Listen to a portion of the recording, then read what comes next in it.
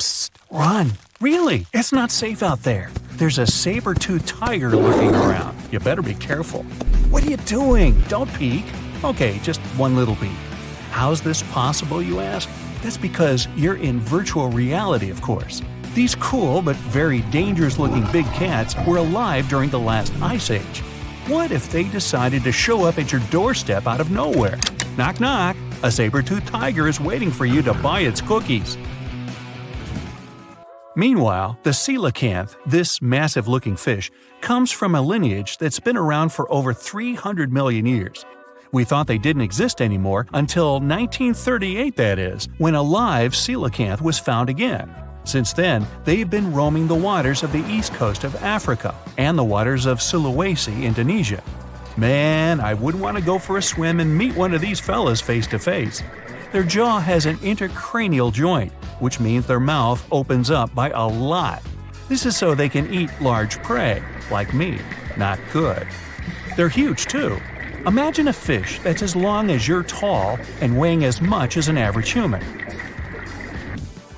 The Takahes, a flightless bird, was thought to be gone in the year 1898. They're very cute, small and multicolored, usually not taller than your knee. But picture this. You're out for a hike in the Murchison Mountains. Looking around, you spot the bird you thought was extinct. But there they are, as happy as ever, surviving and chilling. Whole colonies of Takahes was indeed found just 50 years after they were pronounced extinct. Good job, tiny little birds. A singing dog. Ever heard of those? Riley does sing sometimes when he's bored or hungry, but these are real performers. New Guinea singing dogs. They've been only recently discovered again in the wild for the first time in 50 years. Still, they were never completely extinct to begin with. New Guineans made sure they were safe next to them. But in the wild? Very rare and hard to catch a sight of. Look, there goes one. The New Guinea singing dogs are called so because of their famous high-pitched singing. They sometimes sing together, too. A dog choir of sorts, where they all howl together. I bet they sing better than I do in the shower. Not going far from this area, we have bats, but these ones are sort of different. You see, their ears are enormous. I guess that's why they're called the New Guinea big-eared bats. Clever. The species was found again when one of them was accidentally caught in a bat trap. Until then, I guess they were playing hide-and-seek with us, because up till 1890, they had been thought to be gone. They're still not out of the danger zone because of habitat loss. Imagine you discover a fossil of a species you thought had been extinct for a long time, yet 2 years later, a whole living group of said species is found. Well, this is exactly what happened in 1977 with the Majorcan midwife toad. It's sort of brownish in color with darker brown that makes up its skin spots. Other than that, it's just a small toad with googly eyes. The group of live toads was found close to where the fossil was, on the island of Majorca. There aren't many of them left, about 500 in fact, and as of right now, they're declared vulnerable by the International Union for Conservation of Nature. Now, are you a fan of tortoises? You will be when you take a look at this huge beauty. It's called the Ferdinanda Island Galapagos tortoise. It hasn't been seen since 1906, but on February 17, 2019, we were finally able to look at one of these beautiful creatures. It's probably out there with a few of its mates right now, but they also don't allow themselves to be seen. We only know they exist because there's a few tracks and scents. With yet another frog, we have the horned marsupial frog. They're out and about in Ecuador, in the Chocó forest to be more specific. They're called this way because of their distinctive horns directly on top of their eyes. You know the pouch kangaroos use to carry their offspring? Well, the female horned marsupial frog also has that, except it's on the back, so it acts as sort of a backpack. They develop their embryos there, and when they're ready to come out, they hatch as complete infants, unlike regular frogs where they start out as tadpoles. One more toad, the starry night toad or harlequin toad. They're black and covered with loads of white spots all over them. Lost for 30 years, it was discovered back in 2019. Picture them as big bodyguards, water bodyguards to be exact. Oh, that's a very big toad on your screen. Well, for the Arhuaco people, that's exactly what they are, guardians of water. They also have their own name for them, Guna. Sounds like a cheese. When scientists found them yet again, they came across 30 of these little creatures, but initially, they were expecting only one. Well, what a nice surprise. Here's a tiger for you, although it doesn't quite look like your typical tiger. It's called the Tasmanian tiger, and it seemingly disappeared since 1936. But then, out of nowhere, people started seeing them out there in the wild just 5 years ago in 2016. They sort of resemble dogs more than tigers, or a fox maybe. Just take a look at its muzzle. Maybe even a mix of both.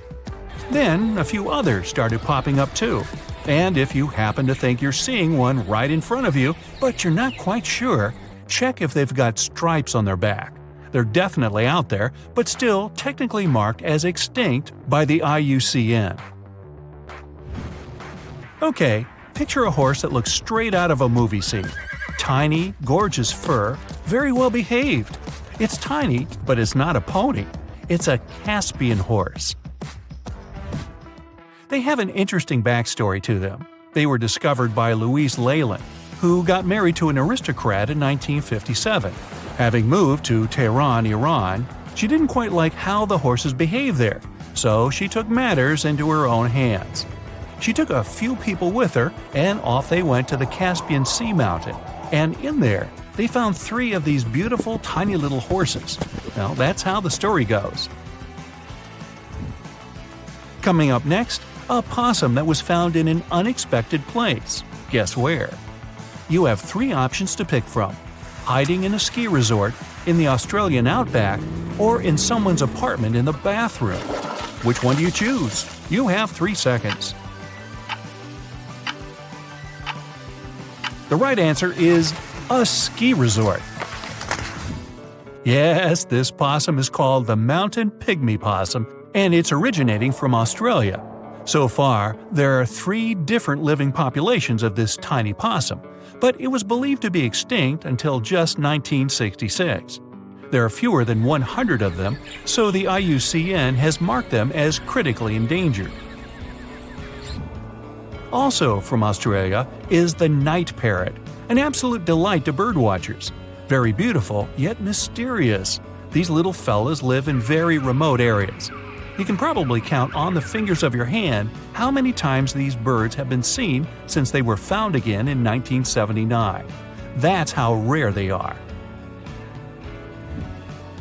Have you ever seen a pygmy tarsier? Neither have I. It was only in 2008 that 3 of them were caught. Scientists don't really want to lose track of their movements again, so what they did was gift them with tiny little collars.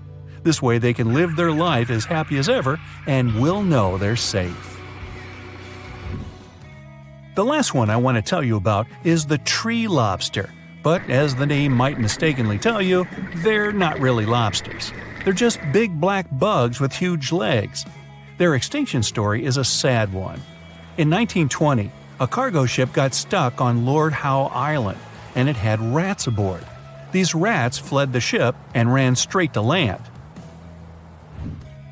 Even though tree lobsters are bigger than most insects, they're still relatively small compared to rats.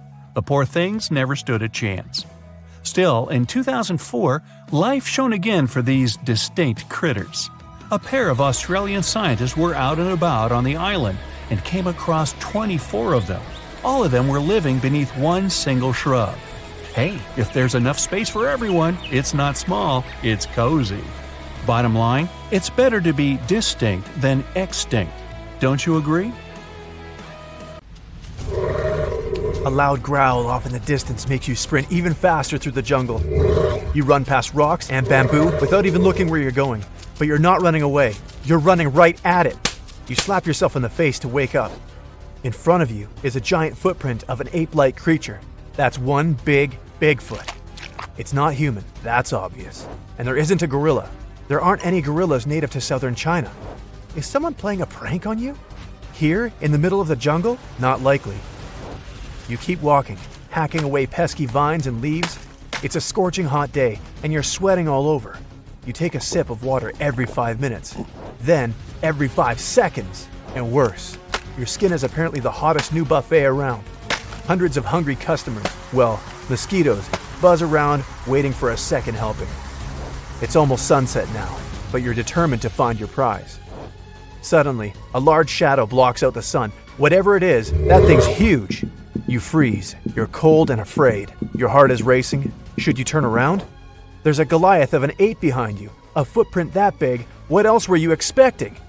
It towers over you, easily 10 feet tall, and looks at you. Is it curious or hungry? Neither seems like great options. It would look so impressive if you weren't scared out of your mind. No sudden moves. It'll either run away or make you unrecognizable if any search party comes around looking for you. You slowly take out your camera to snap some pictures of it. So far, so good. It's just watching you do your thing. But as you click, the flash hits it right in the eyes and it runs off into the depths of the jungle. You just had to switch the setting to automatic, didn't you? That ape you just saw was this huge beast. It existed until 300,000 years ago and might have weighed up to 1,000 pounds. Researchers think this ape went extinct, not because it froze or anything, but because it couldn't adapt to its new environment.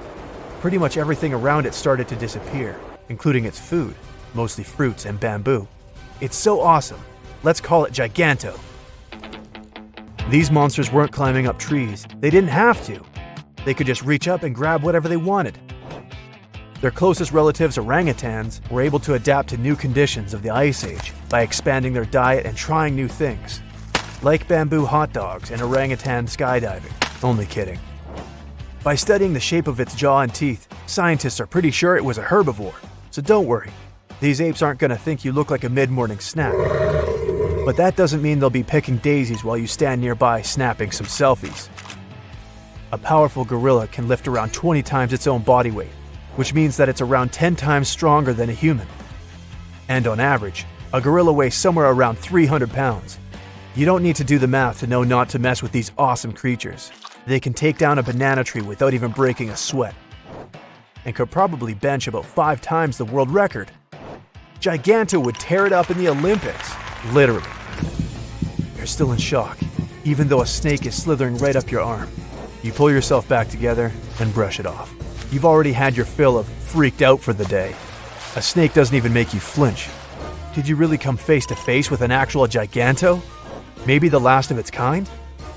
You race back to your colleagues and they can't believe it. The next day, you gather some of the more brave researchers and head back out into the jungle. Everything looks so peaceful. You and your team are trekking through a panda's paradise. Bamboo as far as the eye can see. But today, you're on the lookout for Panda's big bad grandpa. If it was a Giganto you saw that fateful day, chances are it'd love this bamboo grove. In such a lush environment, competition for the best real estate could be fierce. And pandas aren't exactly scared. Nobody knows how peaceful Giganto was, but even herbivores get angry. You retrace your steps to the same spot where you encountered the creature the other day. Nothing, not a single clue. Then, footprints. Bingo! They might not be Gigantos, but your instincts tell you to follow them anyway. You reach a vine-covered cave next to a small stream. A lot of the bamboo branches have bite marks around the edges, large or small. Most wild animals don't really like sleeping out in the open. It's time to check out that cave. The intriguing thing is that this cave looks like it was built from the ground up. Did this creature evolve enough to figure out how to build a DIY home? Other animals do. Beavers have a built-in instinct to construct dams and rivers. That's how they stay safe, and that's where they store their food. Plus, the dam lets them chill all day in their improvised pool. Did Giganto really build this thing? You and your team approach the cave cautiously. You don't know if it's in there sleeping, or maybe a dozen of them are watching you all, waiting for you to enter. Maybe it's out gathering food and only comes back at night. You can definitely hear something, but it's not the sound of a fierce creature. It sounds more like a beep. You tiptoe in and see your watch. The one you dropped when you first saw Giganto. Out of nowhere, you feel a rumble. Earthquake! No, it's deeper. It sounds emotional. It's a growl. You turn and see Giganto at the mouth of the cave, standing tall like a boss. After a minute of direct eye contact, it runs off again into the jungle. This time, though, you caught the whole thing on your phone. A couple of shares later, you're the proud owner of the most viral video of all time. The internet loses its head. Giganto's real. The real-life King Kong walks among us. And then the real nightmare begins. Thousands of tourists descend on the quiet jungle, looking for their very own glimpse of Giganto. Hotels, restaurants, tours, new roads. It's not a quiet jungle for long. Hollywood's having issues. It already made a bunch of huge ape movies. Now it turns out the real one's way cooler than their wildest dreams. The best ape movie ever turns out to be a documentary about Giganto. Unlike other creatures coming out of the shadows, a Giganto comeback is definitely not as dangerous as, say, if a megalodon showed up. Remember Meg? The biggest shark and marine predator to ever roam the oceans? A shark big enough to take a bite out of a boat. Not exactly great for the fishing industry. Or what if the Titanoboa came back to life? A 40-foot giant constrictor? A vicious snake the length of 2 giraffes? At least Giganto can't swallow you whole. Giganto would probably end up being good for conservation movements, another awesome part of nature that we need to protect. I wouldn't be surprised if Giganto became China's new national animal. Move aside, panda. And most probably, they wouldn't be a threat to us. Just the opposite. Humans are wiping out their territory daily. Who knows? Gigantos might start living closer to rural villages, maybe even interacting with humans. But if they get protection, these big apes might just survive. Just like pandas, these animals have a very limited diet and would need constant observation if we want their numbers to grow. They might even unlock clues of our past. Homo sapiens had many other descendants that simply vanished or weren't strong enough to survive and coexist. We don't know how advanced these creatures were compared to their counterparts. Could they use tools? Communicate? We can finally find out. Deep within the dense rainforests of the Democratic Republic of Congo, a mysterious creature is roaming its habitat. Its name sends shivers down the spines of locals and explorers alike.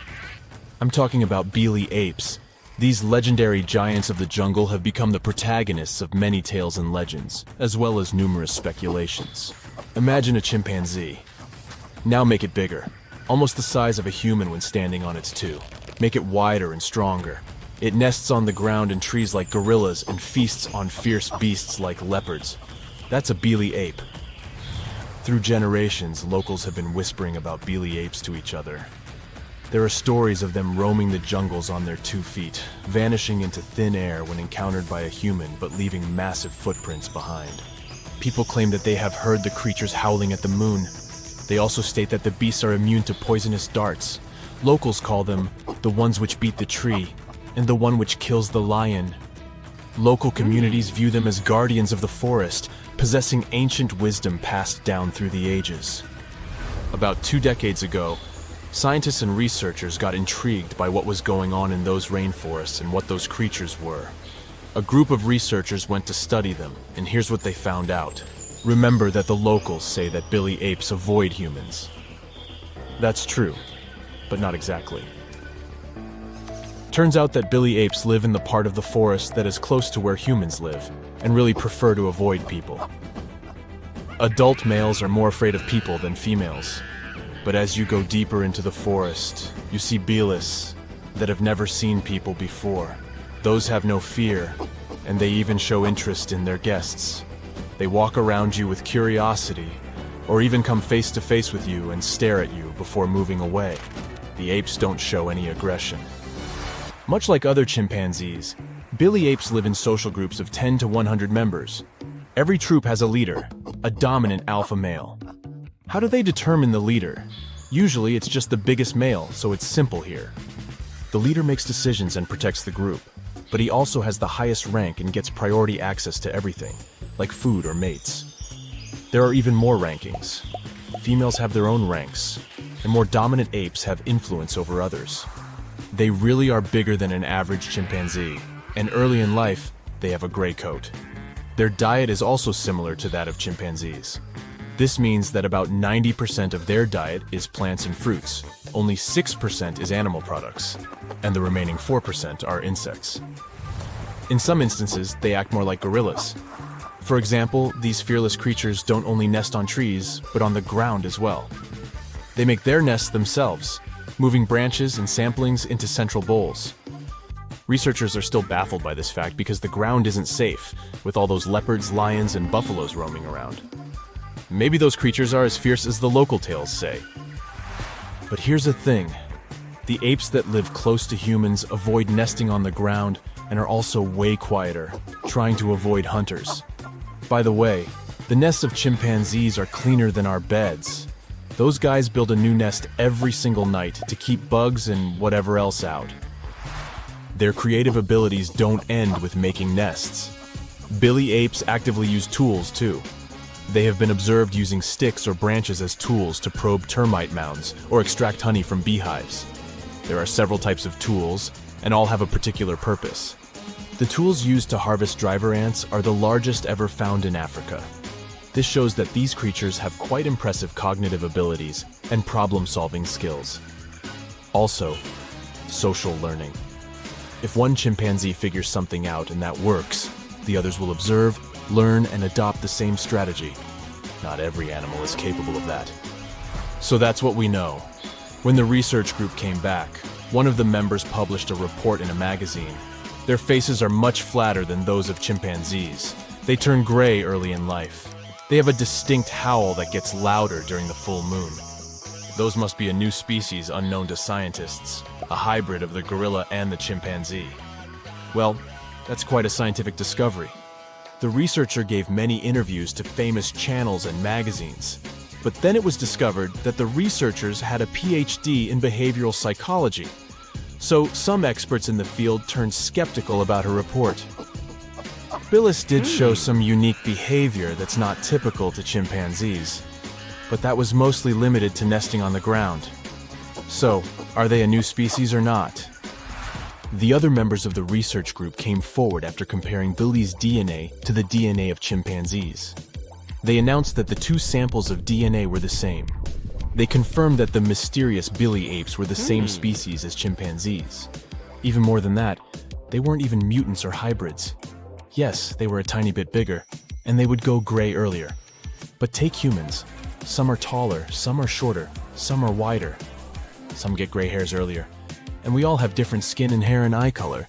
But just because I'm blonde and have an average height, and my neighbor is tall and has dark hair, doesn't make us different species. So, that was the argument of the other scientists from the research group. So, the whole speculation of Billy apes being a new species unknown to science was nothing. The claim that Bilis howl at the moon was also debunked by another researcher from the group. The story is not new. There were other instances of such wrong calls, but there were also the opposite cases, when two species were believed to be the same but turned out to be different. For example, Sumatran orangutan and Bornean orangutan were thought to be the same species for a while. But in the late 1990s, scientists established that the two were different. Both look alike, and both have that typical shaggy reddish fur, but Sumatran orangutans have longer hair and have closer social bonds with their community. Bornean orangutans are the ones who would go down to the ground more often. Both of the species are endangered, with just a bit over 100,000 Bornean orangutans left and just 14,000 Sumatrans.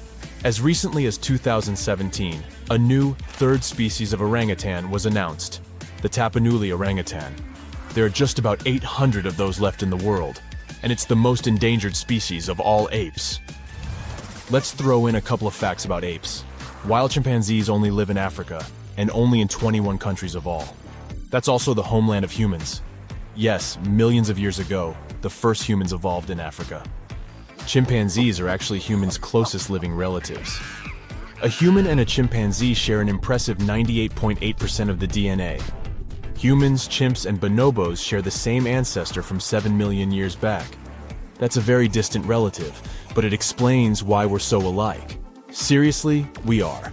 Chimps can catch human diseases, and scientists believe that they can develop Alzheimer's. Also, chimps have distinctive personality types similar to humans. They display varied degrees of the 5 major personality traits: extroversion, openness, agreeableness, neuroticism, and conscientiousness. Chimpanzees are also known for fighting over territories with other groups. As I told you, they also learn from each other, not just about tools, but stuff like fashion too. In Zambia, A chimpanzee once stuck a stalk of grass behind her ear, and other female chimpanzees did the same thing after her. Also, the language. They won't be able to speak English, of course, but one chimpanzee that lives in captivity has picked up American Sign Language. Now it can do more than 350 signs to communicate with the caretakers. The chimp even passed this knowledge down to her adopted son. Today, I'm going to tell you about creatures that had unique features which allowed them to grow to incredible sizes. They were some of the most impressive animals to have ever existed on our planet. The Argentinosaurus is a genus of sauropod dinosaurs that lived approximately 97 million years ago in what is now South America. Scientists think it was one of the largest land animals ever, with a length of up to 100 feet and a weight of up to 100 tons. A farmer stumbled upon a giant leg bone while tending his cattle. That's how he discovered the first fossils of the Argentinosaurus in Argentina in 1987. Further excavations uncovered more bones, revealing a massive dinosaur that would have dwarfed most other animals of its time. The Spinosaurus, meaning spine lizard, is a genus of theropod dinosaur that lived around 97 million years ago in what is now North Africa. It is believed to be one of the largest carnivorous dinosaurs to ever exist, with a length of up to 60 feet and a weight of up to 23 tons. The Spinosaurus is known for its distinctive elongated sail-like structure on its back. It was likely used for thermoregulation. It also had long crocodile-like jaws that were lined with sharp teeth. This allowed the creature to catch and eat large prey, such as fish, crocodiles, and other dinosaurs. The first fossils of the Spinosaurus were discovered in Egypt in 1912. The sperm whale, Physeter macrocephalus, is a species of toothed whale that is the largest toothed predator on Earth. It also has the largest brain of any animal species. It is found in oceans all over the world and can dive to depths of up to 7,000 feet in search of food. You can easily recognize sperm whales by their massive, block-shaped heads, which can measure up to 1/3 of their total body length. They have dark brown or grayish-blue skin and a distinctive wrinkled appearance. The Titanoboa is an extinct genus of a giant snake that lived approximately 58 million years ago. It is considered to be the largest known snake ever. It could grow up to 42 feet and weighed around 2,500 pounds. The first fossils of the Titanoboa were discovered in a coal mine in Colombia in 2004. This discovery meant a lot because it provided insights into the size and behavior of snakes during the Paleocene era, as well as the overall climate and ecosystem of the time. The blue whale, Balænoptera musculus, is the largest animal on Earth, measuring up to 100 feet in length and weighing as much as 200 tons. These marine mammals are found in oceans all over the world and can live up to 90 years. Blue whales have a long, streamlined body that is usually blue-gray in color with mottled patterns. They have a small dorsal fin and 2 pectoral fins that are about 1/3 the length of their body. Blue whales feed on tiny shrimp-like creatures called krill, and they eat a lot. A single adult blue whale can eat up to 8,000 pounds of krill in a day. The Leadsichthus is an extinct genus of large, bony fish that lived during the Jurassic period, approximately 155 million years ago. It is believed to be one of the largest fish that have ever lived. Some estimates suggest that it could grow up to 55 feet in length. The first fossils of Leadsichthus were discovered in England in the 19th century, and more recent discoveries have been made in other parts of Europe, South America, and Africa. Despite its enormous size, the Leadsichthus was a filter feeder, similar to modern-day whale sharks, and likely fed on plankton and other small organisms. The creature did it by simply swimming with its enormous mouth open, filtering water through its gills. The pterodostro is an extinct species of flamingo-like birds that lived approximately 35 million years ago. They were relatively small birds with a wingspan of about 2-3 feet. And they were known for their distinctive long, narrow beaks equipped with comb-like structures used for filter feeding. The pterodostro lived in shallow bodies of water, like lakes and lagoons, and mostly fed on small crustaceans and other tiny organisms. The animal filtered them from the water using the comb-like structures on the inside of its beak while swimming through the water. The African elephant is the largest land animal on Earth and one of the most recognizable ones.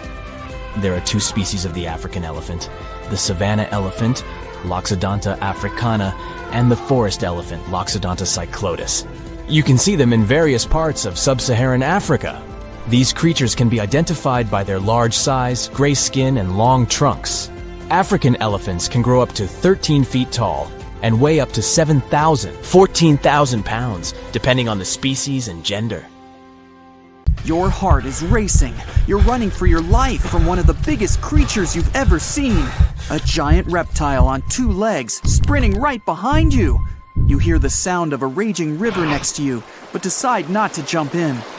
Thick leaves and bushes keep blocking your path, and you keep getting stuck in the mud. Everything around you is out to get you, and there's nowhere to hide. You spot a hollowed-out tree trunk and crawl inside. Whatever's out there is getting closer and closer. You hear deep guttural breathing and huge stomping. It's getting closer. You see a large tail from a crack in the tree trunk, swinging and knocking down bushes and small trees. Whatever it is, it's sniffing you out like those dogs at the airport. And right next to your face are giant bugs the size of a house cat. Perfect. You've always been scared to even look at crawly little things, but this one's so close and so big, you can actually see its facial features. It's looking at you like you're the alien. You want to scream, but can't. Then, out of the darkness, more bugs. They're curious things, flicking their antennas all over your body. Okay, this is too much. A bug is one thing, but now, a giant centipede thing is crawling your way. Its fangs are the size of your thumb. You dart out of the tree trunk and come face to face with a giant monster. It stops and stares at you, knowing you have no place to go. Claws and teeth the size of bowling pins. That's enough to keep you up at night. It's getting ready to charge right at you. Welcome to the most dangerous period and area in history for a human, the mid-Cretaceous Sahara. This place was thriving around 100 million years ago in what would now be North Africa. Back then, the continents were all arranged differently, and the weather was wild.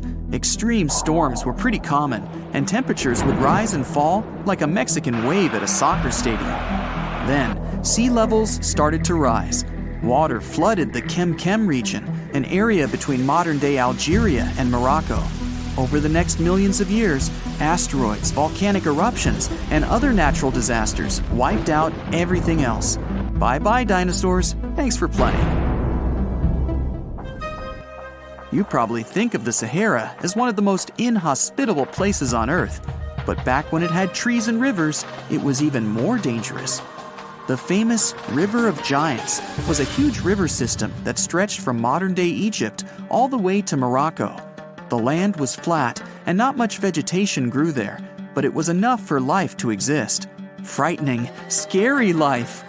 That creature you're staring at, it's a giant, scary-looking theropod, and it's out to get you. Imagine a T-Rex-like dinosaur that's more than 32 feet tall and has an epic jawline. Scary stuff. They were the top dogs in the food chain back then. And that's why this place and period in history was so unique. The entire area had an incredible imbalance between hungry dinos and poor little dino snacks. There wasn't enough food to go around. Scientists were never able to find much evidence of herbivores. That means it might have been a royal rumble of carnivorous creatures waiting to pounce on each other at any moment. So, after a while of having a stare-down contest with a giant theropod, a shadow creeps up on you from behind. You're too scared to turn around, but the growling is louder than anything you've ever heard. It shakes you to the core. You turn around and see a Spinosaurus, and that's about all you can see. You know how they always show the T-Rex as the king of the dinosaurs? Well, this one would be, what, the emperor? It stands about 50 feet tall and has a sail of scales on its back, the size of a regular human. Then add in a crocodile-style snout with razor-sharp teeth and some short, powerful legs. Its diet mainly consists of river fish, but it's looking at you like you're a delicious fish taco. The two alphas are now in a standoff, with you stuck in the middle.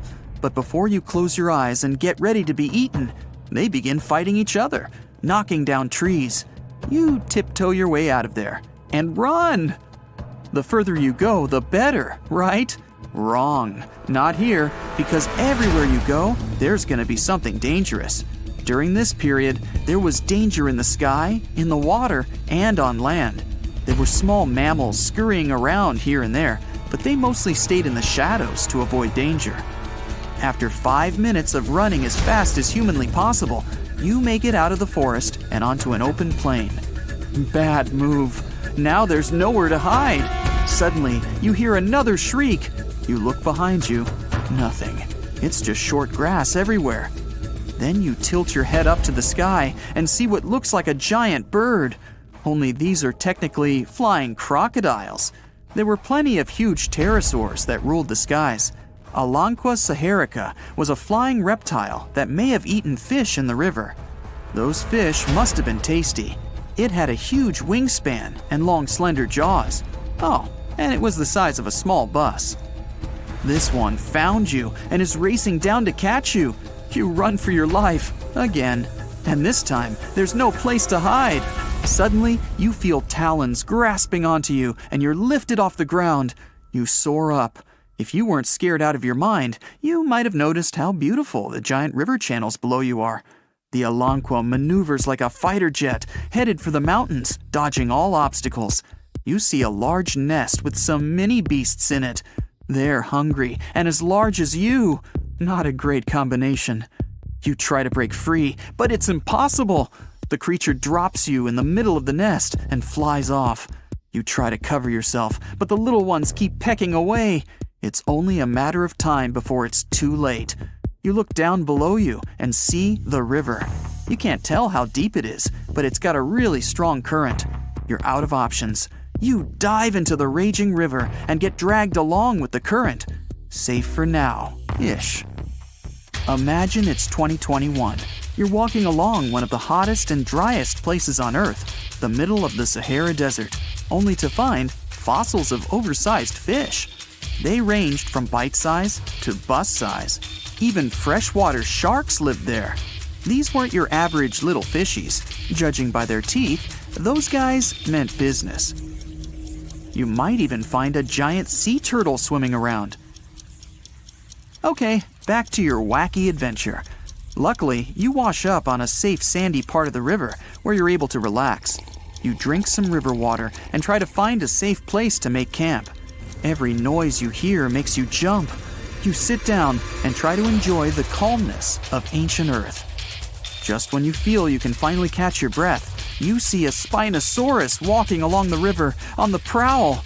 You run off and hide under a bush. It passes you by. You're safe. Or not. It turns, shakes the bushes, and sees you.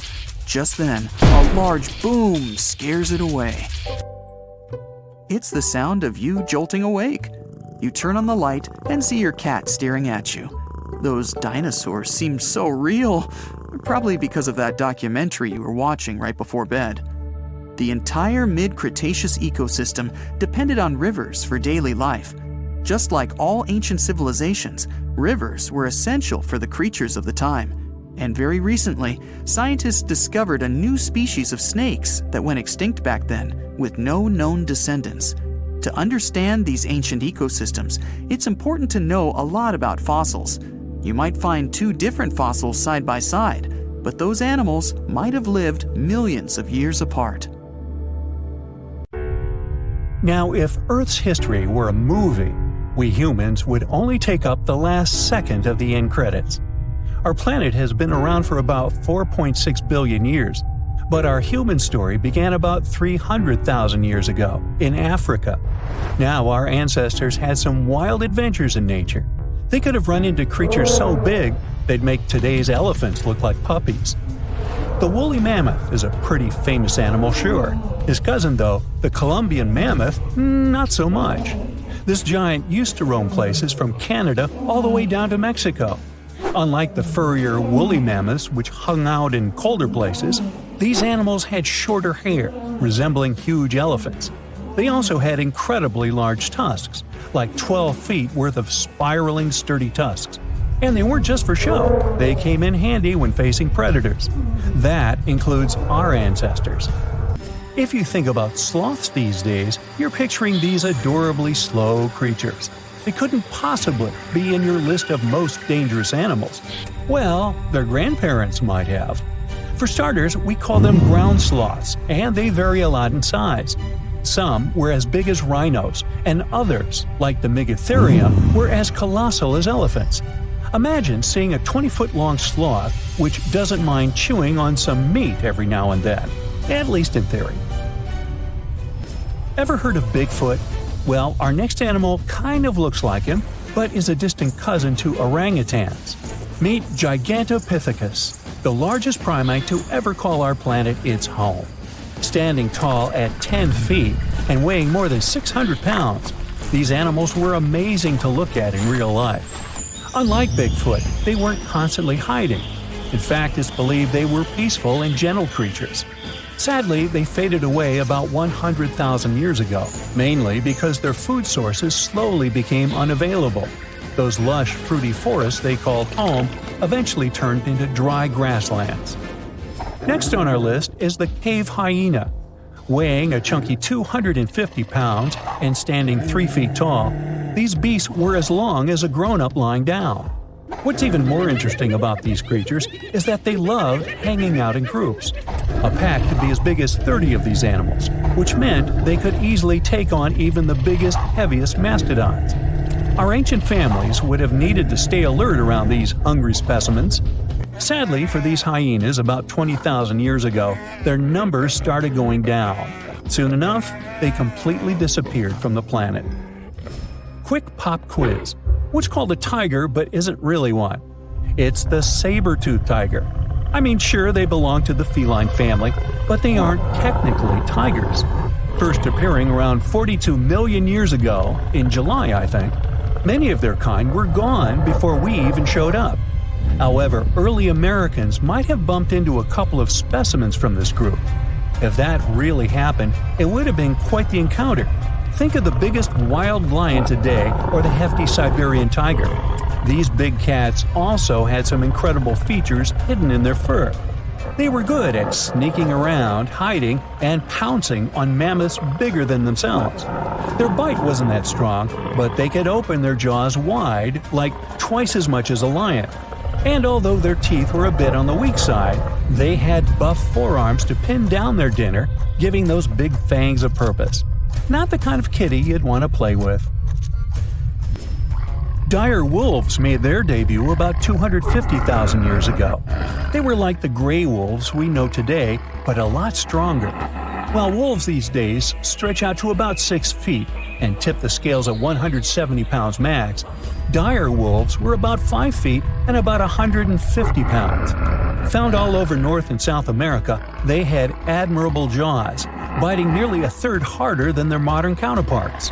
Also, their favorite snack was horses. But just like many other majestic beasts of the past, they faded away around 10,000 years ago. Now, names can be deceiving. Take the American lion, for example. It's not really a lion, it's more of a panther's big cousin. The other part of the name is correct, though. They did live in America about 330,000 years ago. This feline was no lap cat either. They were at the top of the wildcat pyramid, weighing a colossal 772 pounds. That's like stacking 4 grown men on a scale. Even the mighty African lion would look a tad bit shy beside these beasts.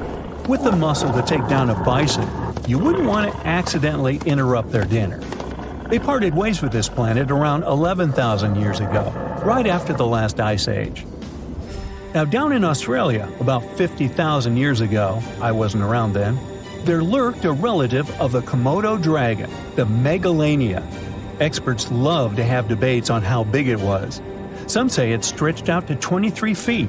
Others think it was just about 11 feet long. Either way, they were basically mega-sized Komodo dragons with a dangerous bite. If you think bears are already big and fluffy now, let's introduce the short-faced bear. While this big creature stood on its hind legs, it towered at 14 feet. With long limbs, they could outrun today's bears, hitting speeds up to 40 miles per hour. These ultra bears sadly disappeared around 11,600 years ago. Now imagine a crocodile. Okay, imagine that same crocodile, only supersized, with sporty legs, doing its thing in Australia about 1.6 million years ago.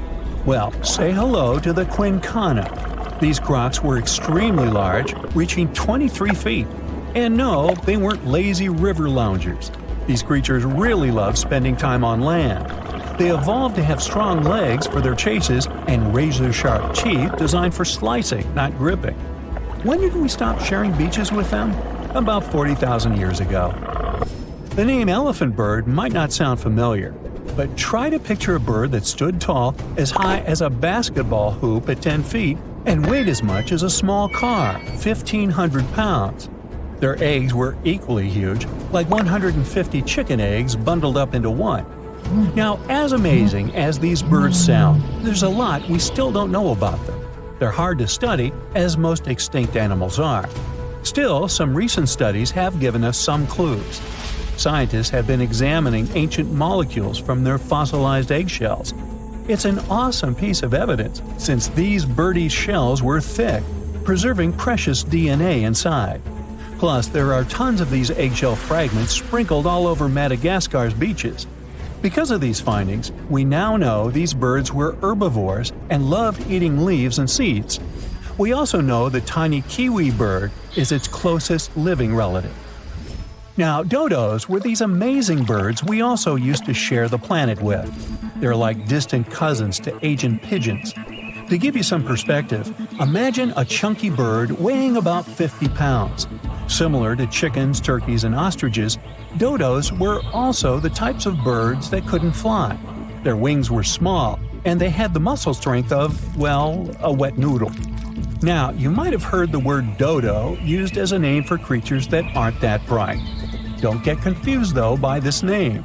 These birds were, in fact, intelligent. Scientists were able to figure that out by studying their fossils.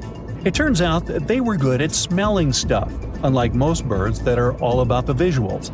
These creatures aren't around for us to study anymore, but that might change.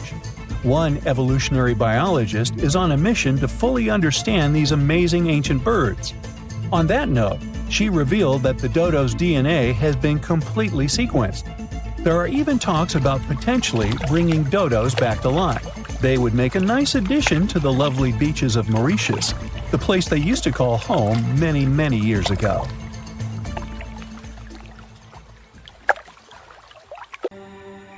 In 1975, in Puerto Rico, a farmer saw most of his goats lying lifeless on the ground. He got closer and saw that the animals were stiff and had 2 puncture marks on their necks. Goats were not the only animals that were hurt. Many pigs, cows, and geese lost their lives too. They all had the same distinctive bite marks on their necks, and all had been drained of their vital fluids. The locals immediately jumped to conclusions and blamed dogs, and the authorities didn't bother to do a better investigation and just said dogs had done it without looking for any proof. A couple of days later, though, many more animals were found deceased. Among them was a cow that had literally been opened, and it had a lot of scratches on its head. The farmer next door reported that his chickens had been destroyed by something. In just a few weeks, the creature took the lives of 90 farm animals. After some time, another farmer said that 10 of his goats had been drained, 7 had been hurt, and 11 were missing. This time, the authorities didn't waste any time and started the monster hunt, but they had no luck finding the culprit. The incident was all over the local newspaper, and the beast was named the Vampire of Maka. The incident caught the attention of the Agricultural Commission, and scientist Juan Rivera was tasked to solve this otherworldly mystery. His first suspect was a Puerto Rican boa. This non-venomous snake can grow to be a little over 6 feet. Still, its diet consists of only small prey. It's also very shy of humans and other animals. It avoids bigger creatures at all costs. You're more likely to see fish climbing trees than this boa taking down a whole cow. Near the crime scene, a large cave was discovered, and we all know that weird creatures like living in dark, cold caves. In the cave, they found some crazy-looking bats. As we've seen in movies, bats can turn into vampires, so they must be the culprit. But no, bats were as innocent as they could be. Their favorite food wasn't cows or goats, it was figs. They were peaceful fruit-eating bats that didn't care about animals.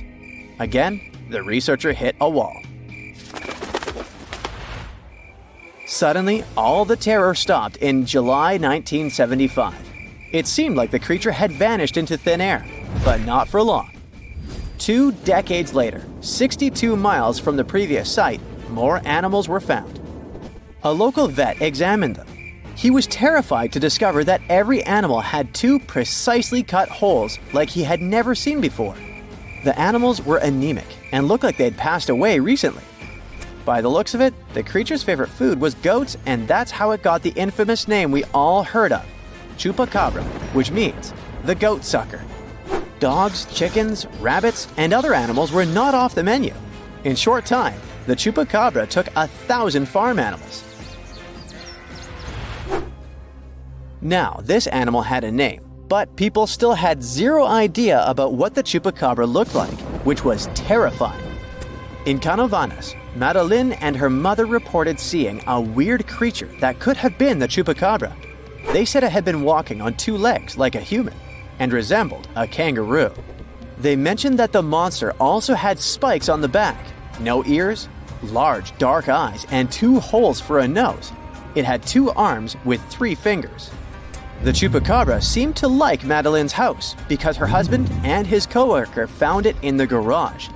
They tried to capture it, but didn't succeed.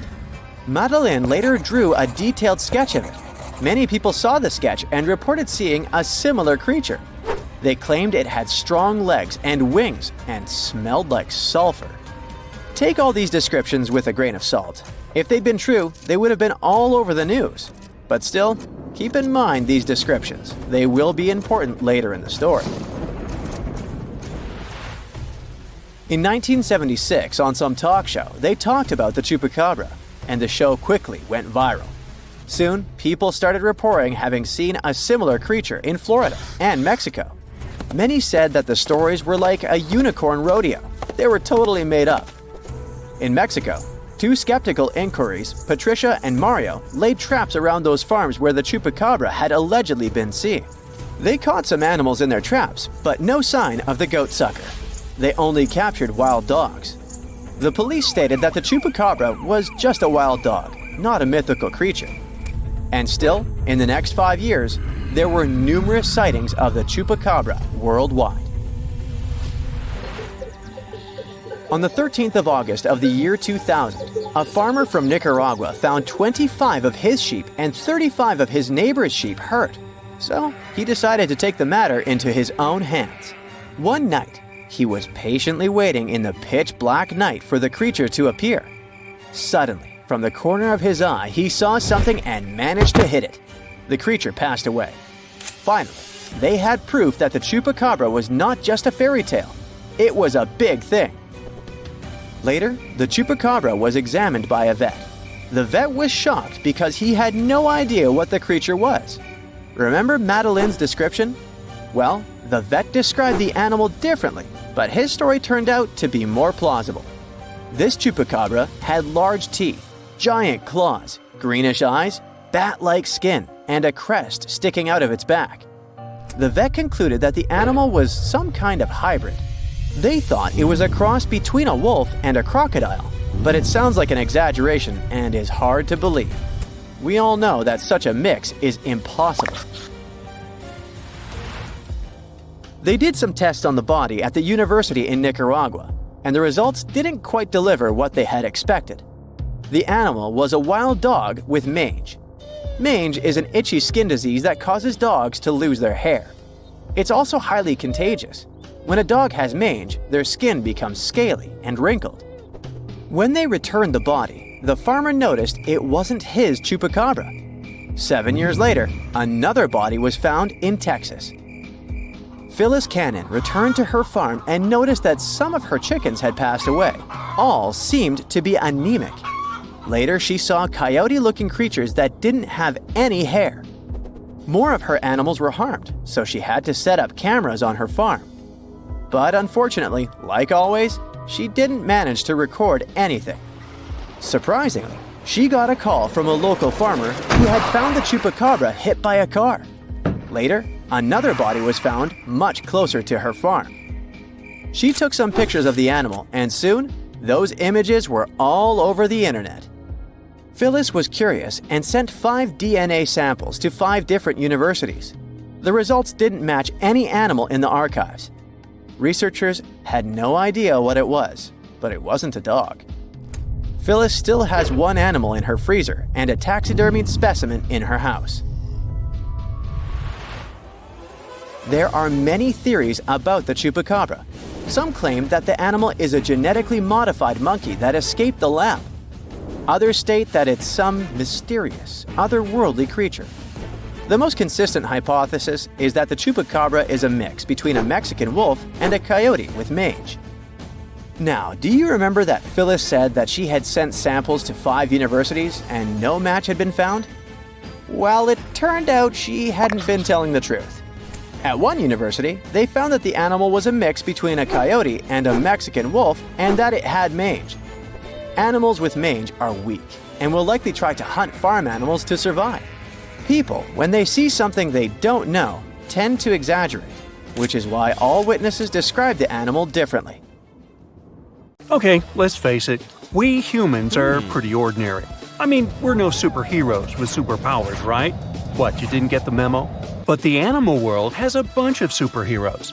Some creatures live forever, and those who seem to not care about the laws of gravity. Critters that are immune to venom, and those that can run on water. And some of them will send shivers down your spine. So the first superpower on the list is the ability to live without water. Kangaroo rats can get by without water for years. They actually don't mind living without any water. Humans, on the other hand, can only survive 3 days without water. Humans 0, kangaroo rats 1. These little buddies live in extremely arid desert areas and have to get water from the seeds and plants they eat. And although it may sound a bit disturbing, kangaroo rats also know how to extract water from their urine before they set off on a bathroom trip. This way, they don't waste a single drop of precious moisture. Well, that would come in handy at sporting events. Now let me introduce you to the Peter Parker of the animal world. Yep, seems like Spider-Man is real, but not human. Meet a gecko lizard, or simply gecko. This critter has a marvelous ability to climb up all kinds of vertical surfaces and can even go for a walk on the ceiling. This gravity-defying feat is possible thanks to the lizard's unique foot pads covered with tiny hairs. They can cling to almost any kind of surface, no matter whether it's smooth, hard, rough, or soft. One more fun fact about these guys is that they lack eyelids, so they always keep an eye wide open for what's going on around them. If you wonder how they keep their eyes protected, here's the answer. Their eyes are covered with a transparent membrane, the cornea. Sure thing, they can't close their eyes, and if they have something in their eye, they simply lick it off. Right, they clean their eyeballs by licking them. I guess that's another superpower. Any supersonic superpowers here? Sure. A 1-inch long subtropical shrimp disorients its prey with a sonic boom. Despite its modest size, the pistol shrimp is one of the loudest marine animals. When the shrimp snaps its claws, it creates a sound as loud as a sonic boom. Naturally, this sound stuns the prey, and the shrimp can catch it without too much effort. Now, in the comic world, there's venom. In the animal world, there's a guy that can be called anti-venom. Opossums are known for their handy trick of pretending to have passed away when a predator attacks them. But that's not the end of the story. These guys are also immune to rattlesnake and pit viper venom. The secret is a peptide that helps opossums neutralize dangerous chemicals. This is the reason why snakes are a favorite treat on opossums' diet. There's one curious thing they have on their diet: ticks. One opossum can hoover up about 5,000 ticks per season, and most of them are picked off their own bodies. Now, imagine a fish that is so notorious that it's called a dangerous fish. It's mabenga. and it literally translates to dangerous fish in Swahili. This monster lives in freshwater and doesn't mind having a crocodile for lunch. Not a whole crocodile, but Mabenga can take a bite out of them. But to be honest, these guys are intimidated by the crocodiles, the same way the crocs are intimidated by them. Now, you're watching this video on some gadget, right? Well, we all owe the gadgets we have to the electric eels in some way. I mean, all gadgets have batteries, and eels contributed a lot to the invention of an electric battery back in 1800. I know, the batteries have unrecognizably changed since then, but still, the first electric battery ever was invented thanks to electric eels. Anyway, if you see one of them and want to thank them for their magnificent invention, don't do that. Thing is, they can deliver shocks up to 860 volts. You don't want to experience that. Now let's talk about the Count Dracula of the animal kingdom. Nope, I'm not talking about bats. I'm talking about the fanged vampire fish. These fish are known as payara and have two long fangs protruding from their lower jaw. Here's why some people associate them with vampires. Hippos are the beauty gurus, since they know how to save a fortune on skincare. Living under the harsh African sun, these animals secrete a sweat-like red oily substance that evaporates and keeps the animals' bodies cool. Besides, the fluid works as a moisturizer, sunscreen, and antibiotic all in one. But they're not the only ones with such a superpower. Mantis shrimp know how to produce natural sunscreen too, but they use it for eye protection. It's all about amino acid pigments, and these pigments act as special filters that contribute to their sharp vision too. That's what I call multitasking. Meerkats have dark patches around their eyes which makes them look even cuter. But these black circles aren't there just to make these buddies more adorable. They also function as built-in sunglasses. The dark fur on the patches blocks the blazing sun, and as a result, meerkats can gaze directly at the sky. On top of that, the sentry, a meerkat that watches out for birds and other predators, can easily see danger coming and alert its mates. Wild goats are famous for their climbing skills, but the alpine ibex from northern Italy is the champion. This critter can climb nearly any vertical surface, defying several physical laws in the process. Interestingly, the animals that do walk on the steepest cliff walls are typically mother goats with their little ones. Large males prefer to keep their distance and use flat horizontal surfaces. Smart guys. Some animals protect themselves with venom or nasty bites, while others use chemical tricks for protection. Listen to this. Some species of millipedes produce hydrogen cyanide and exude it when they feel threatened. Hydrogen cyanide is odorless but highly toxic. One little millipede can't seriously hurt you, but you may have burns or even blisters if your skin is sensitive. Plus, to make the picture even scarier, some millipedes glow in the dark. So watch out, and if you see a crawling spot of light at night, run away as fast as you can. When the bombardier beetle feels threatened, it sprays scorching liquid from the tip of its abdomen with a loud popping sound. As soon as the beetle senses danger, a chemical reaction starts in special reservoirs in its abdomen. The heat from this process nearly reaches the boiling point and also produces special gas that triggers the ejection. This super protection is usually fatal for the attacking insects. I guess so. Plumed basilisk lizards have an uncanny ability to run on water. First of all, their hind feet are equipped with long toes which have fringes of skin that can spread out in the water. As a result, a bigger surface of the lizard's foot comes into contact with water. Then, when it runs on water, it pumps its legs incredibly fast. This creates little pockets of air that prevent the animal from drowning by keeping it on the surface. Now, fleas can be annoying, but it doesn't make them any less amazing. These tiny critters can leap about 50 times their body length. If people could do the same, we would be jumping about a quarter of a mile into the air. Well, let's try it. The most curious thing about fleas' astonishing ability is that they take most of the power for leaps from their toes, not knees. So, what's your favorite animal superpower? I vote for the kangaroo rat. I don't like standing in lines for the bathroom. You're out in the wild camping. What happens if you hear a roar? Is it a bear? Now bear with me. I'll explain how to avoid bear attacks while camping. Then I'll move on to some tips about protecting yourself from wild animals. Let's start with a case study. Leah Davis Locanth was a 65-year-old woman who was camping near the small town of Ovando in 2021. The town borders a large forest that has around 1,000 grizzly bears living in it. Anyway, she set up her tent behind a nearby museum building. There was a couple close to her tent. They were also camping. Later in the night, a bear came close to their tents. Locan heard the bear sniffing her head.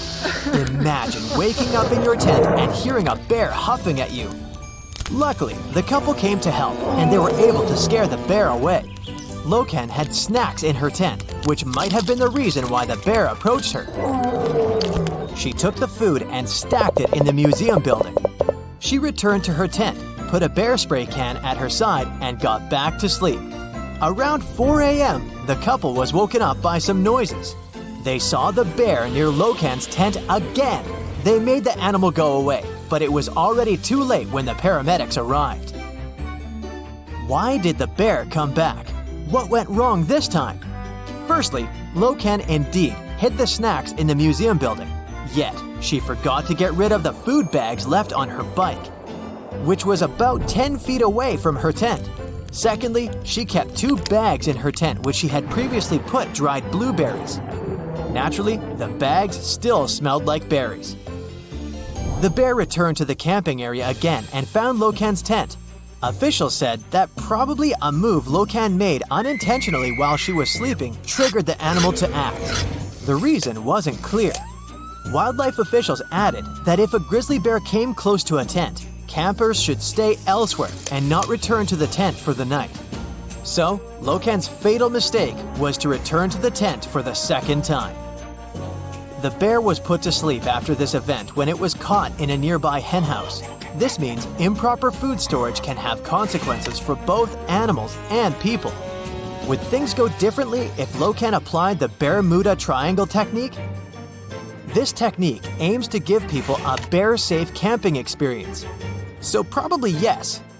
Bermuda Triangle suggests setting up your tent, kitchen area, and food storage 70 large steps, or, to be more precise, 200 feet apart from each other.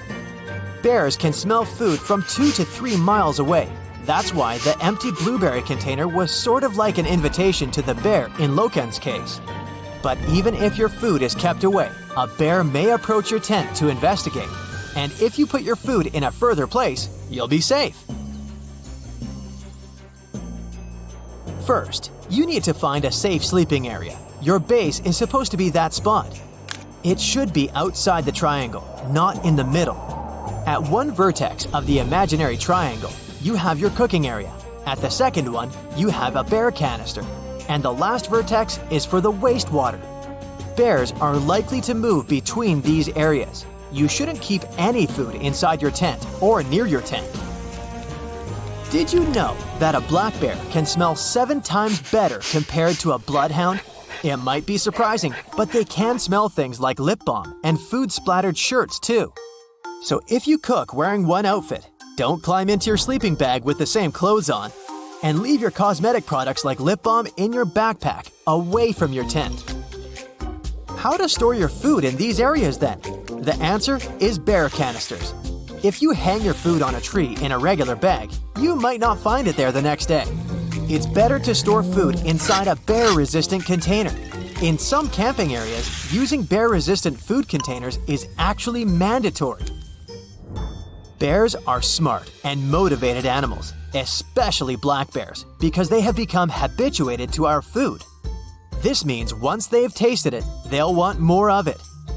Bears don't just look for food in camping areas. If you store some food in your car, they can get inside too. Imagine going to a bungalow on a mountain trip and parking your car in the parking lot. The next morning, you go to the car and see that it looks like a car from the Resident Evil game.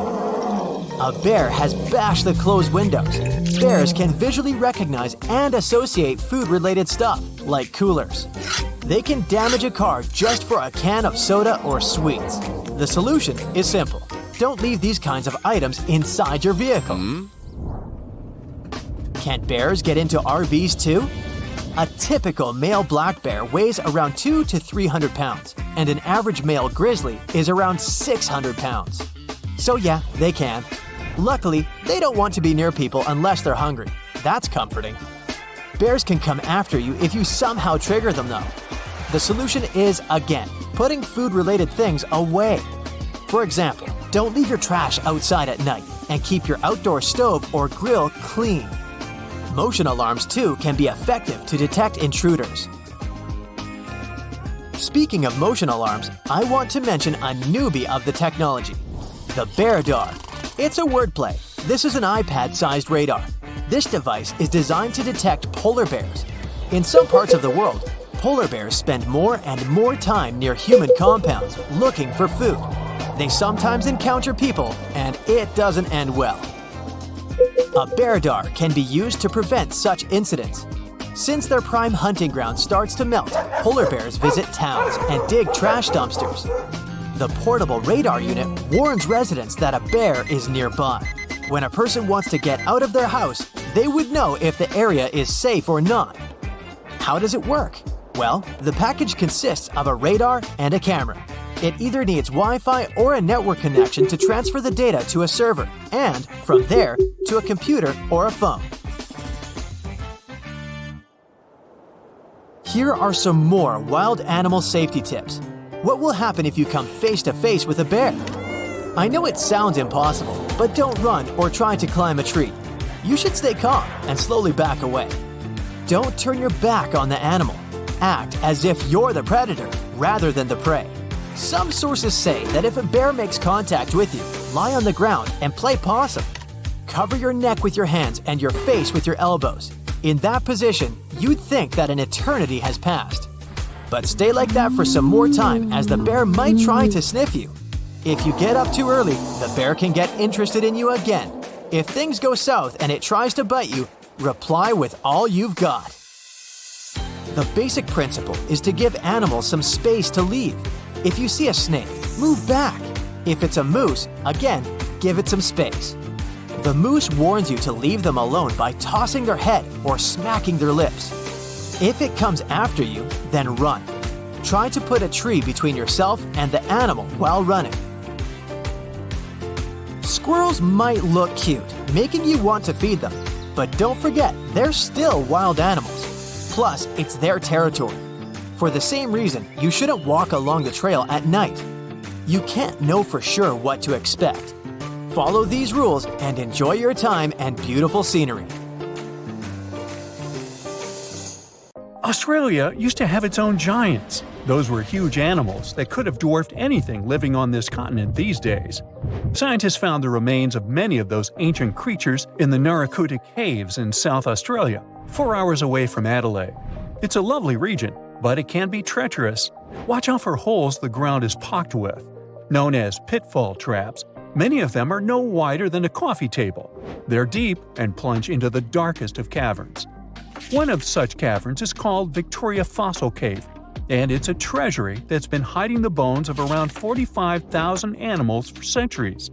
Some of the oldest bones belong to creatures far more terrifying than any animal you can encounter today.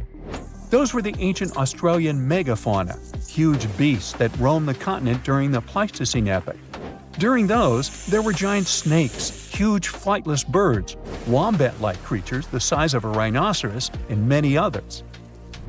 One of the largest examples of the Australian megafauna scientists have discovered so far is the Diprotodon. That giant herbivorous creature was 10 feet long and 6.5 feet tall, and weighed more than 6,000 pounds, about as much as a small Asian elephant. Even though this terrifying beast didn't eat meat, it could have smashed other animals with its sheer weight. Scientists have found the remains of hundreds of such creatures all over Australia, so it's safe to say that no other animal from that time or in that location was larger than this giant. Despite its creepy appearance, the Diprotodon was a relative to the modern-day wombat, and those are known to sometimes pounce humans. The Diprotodon had toes that pointed inward, and were well suited for digging burrows. On the other hand, Diprotodon was a giant, and it was unlikely that it used to do so. It was likely a trait it had inherited from its smaller burrowing ancestors, or it could have used its claws to search for roots. This theory is supported by the fact that the animal's pouch was facing backward. It prevented any dirt from collecting inside while the creature was digging. Since this animal was so big, it didn't have to worry much about predators. Up until 60,000 years ago, when the first humans appeared on the continent, full-grown Diprotodons only had to look out for creatures like the Quincana. Measuring in at a whopping 20 feet long, the Quincana was a land crocodile. It lived in Australia from around 20 million to 40,000 years ago. It disappeared along with most other mega creatures of the last ice age. It's thought to be the result of the first humans coming to the continent. Even though the Quincana was extremely fast and dangerous, it was possible that this creature got out-competed by human hunters who took all available prey. Unlike modern crocodiles that are mainly aquatic, that mighty beast was a land dweller. Scientists figured it out by studying the Quincana's legs. They were able to support and carry the body clear off the ground. It means there was no escape for ancient people once the Quincana spotted them. Modern crocodiles can only push themselves along on their bellies. Such an adaptation allowed the Quincana to chase its prey for long periods of time, exhausting it in the process. Another creepy feature of this ancient monster was its teeth. Aquatic crocs have conical teeth. Those are great for gripping and holding on to prey underwater. But Quincana had knife-like teeth, ideal for slicing soft-bodied animals like, mammals. Another Australian monster, Takahes, wasn't all that large, but it didn't make it any less terrifying. It was still among the top predators and the biggest carnivorous animals in Australia. This creature was a true oddity of nature, even by prehistoric standards.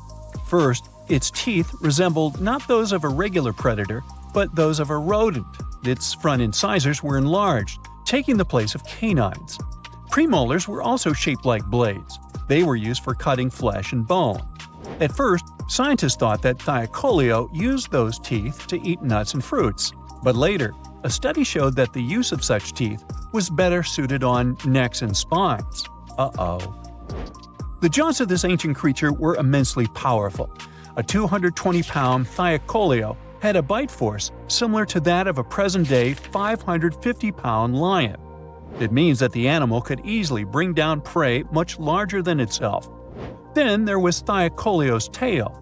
It had strong muscles which provided the animal with the ability to use the tail as support when tackling large prey. The Takahes had retractable claws, and this feature is very uncommon among marsupials. It allowed the animal to keep its razor-sharp hooks from getting blunt and could help it get a better grip on its prey.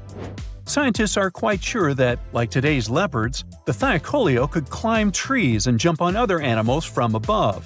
It was done so fast and stealthily, they never knew what hit them. The creature's rear feet support this theory. The first toe there was reduced, but the foot had a rough pad like what modern-day possums have. It allowed them to have a better grip while climbing. Right after scientists found the first skull of the Meliolania, this animal was classified as a lizard. That's why its name translates to small groomer. But after they discovered more complete fossils, it turned out that the Meliolania was a giant turtle. But that's not all. It was one of the largest land turtles to ever have existed. The main reason researchers initially believed the creature to be a lizard was the fact that its skull was adorned with a series of spikes. It's something the modern-day horned lizard can boast. But even after discovering the true nature of the Meliolania, scientists still don't know how to properly catalog it. It might have been a creature that folded its neck under its spine, or it could have folded it to the side. Beside those defensive mechanisms on its head, the Meliolania was also equipped with a spiked tail, which was probably used to prevent predators from attacking the animal from behind. Most species of the Meliolania disappeared around 2,000 to 3,000 years ago because of humans who hunted them to extinction in both Australia and on the surrounding islands. It took around 2 centuries for these turtles to go extinct in that region of the globe. The Megalania was a giant Australian lizard that existed at the end of the Pleistocene epoch. It looked like a Komodo dragon and the Australian monitor lizard, which are both believed to be Megalania's closest living relatives. Fossils tell us that the ancient animal was anywhere from 15 to 26 feet in length. Ow!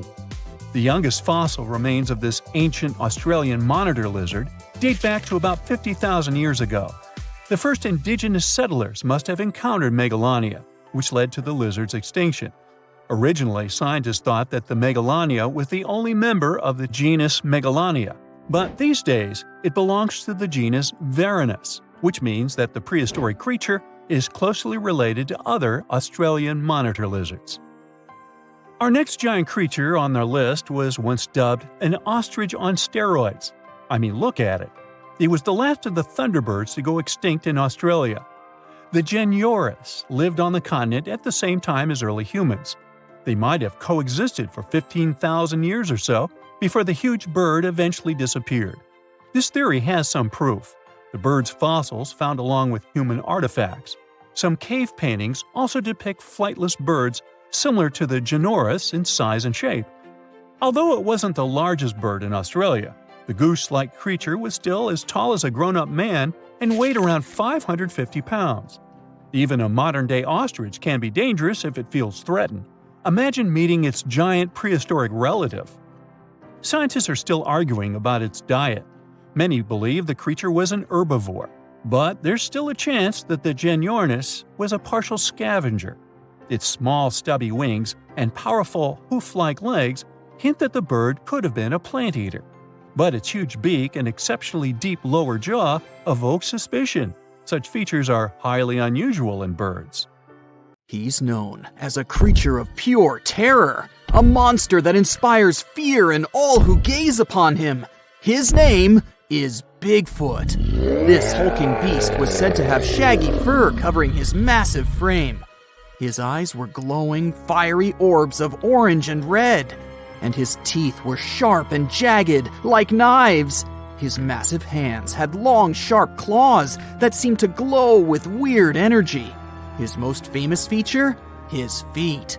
Massive and heavy, with thick, sturdy toes that seemed to be able to crush anything in their path. Whenever he moved, the ground trembled beneath his weight, and his growls sounded like a volcano was just about to erupt. Sure, we've all heard the stories and seen the movies, but did Bigfoot really exist? Is he still out there, just waiting for people to notice him? Let's look at some of the information we do know for sure. Bigfoot became well known back in 1958 when a man from California named Ray Wallace claimed to have found large footprints near his work area. For years, his kids believed the whole thing was just a prank pulled by their father.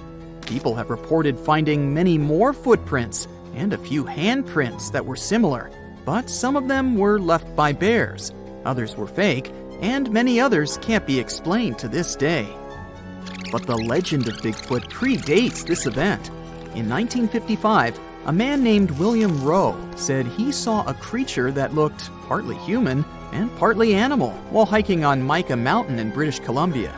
He later signed a document stating that the creature was about 6 feet tall, had brown silver-tipped hair, and had thick arms, broad feet, and breasts.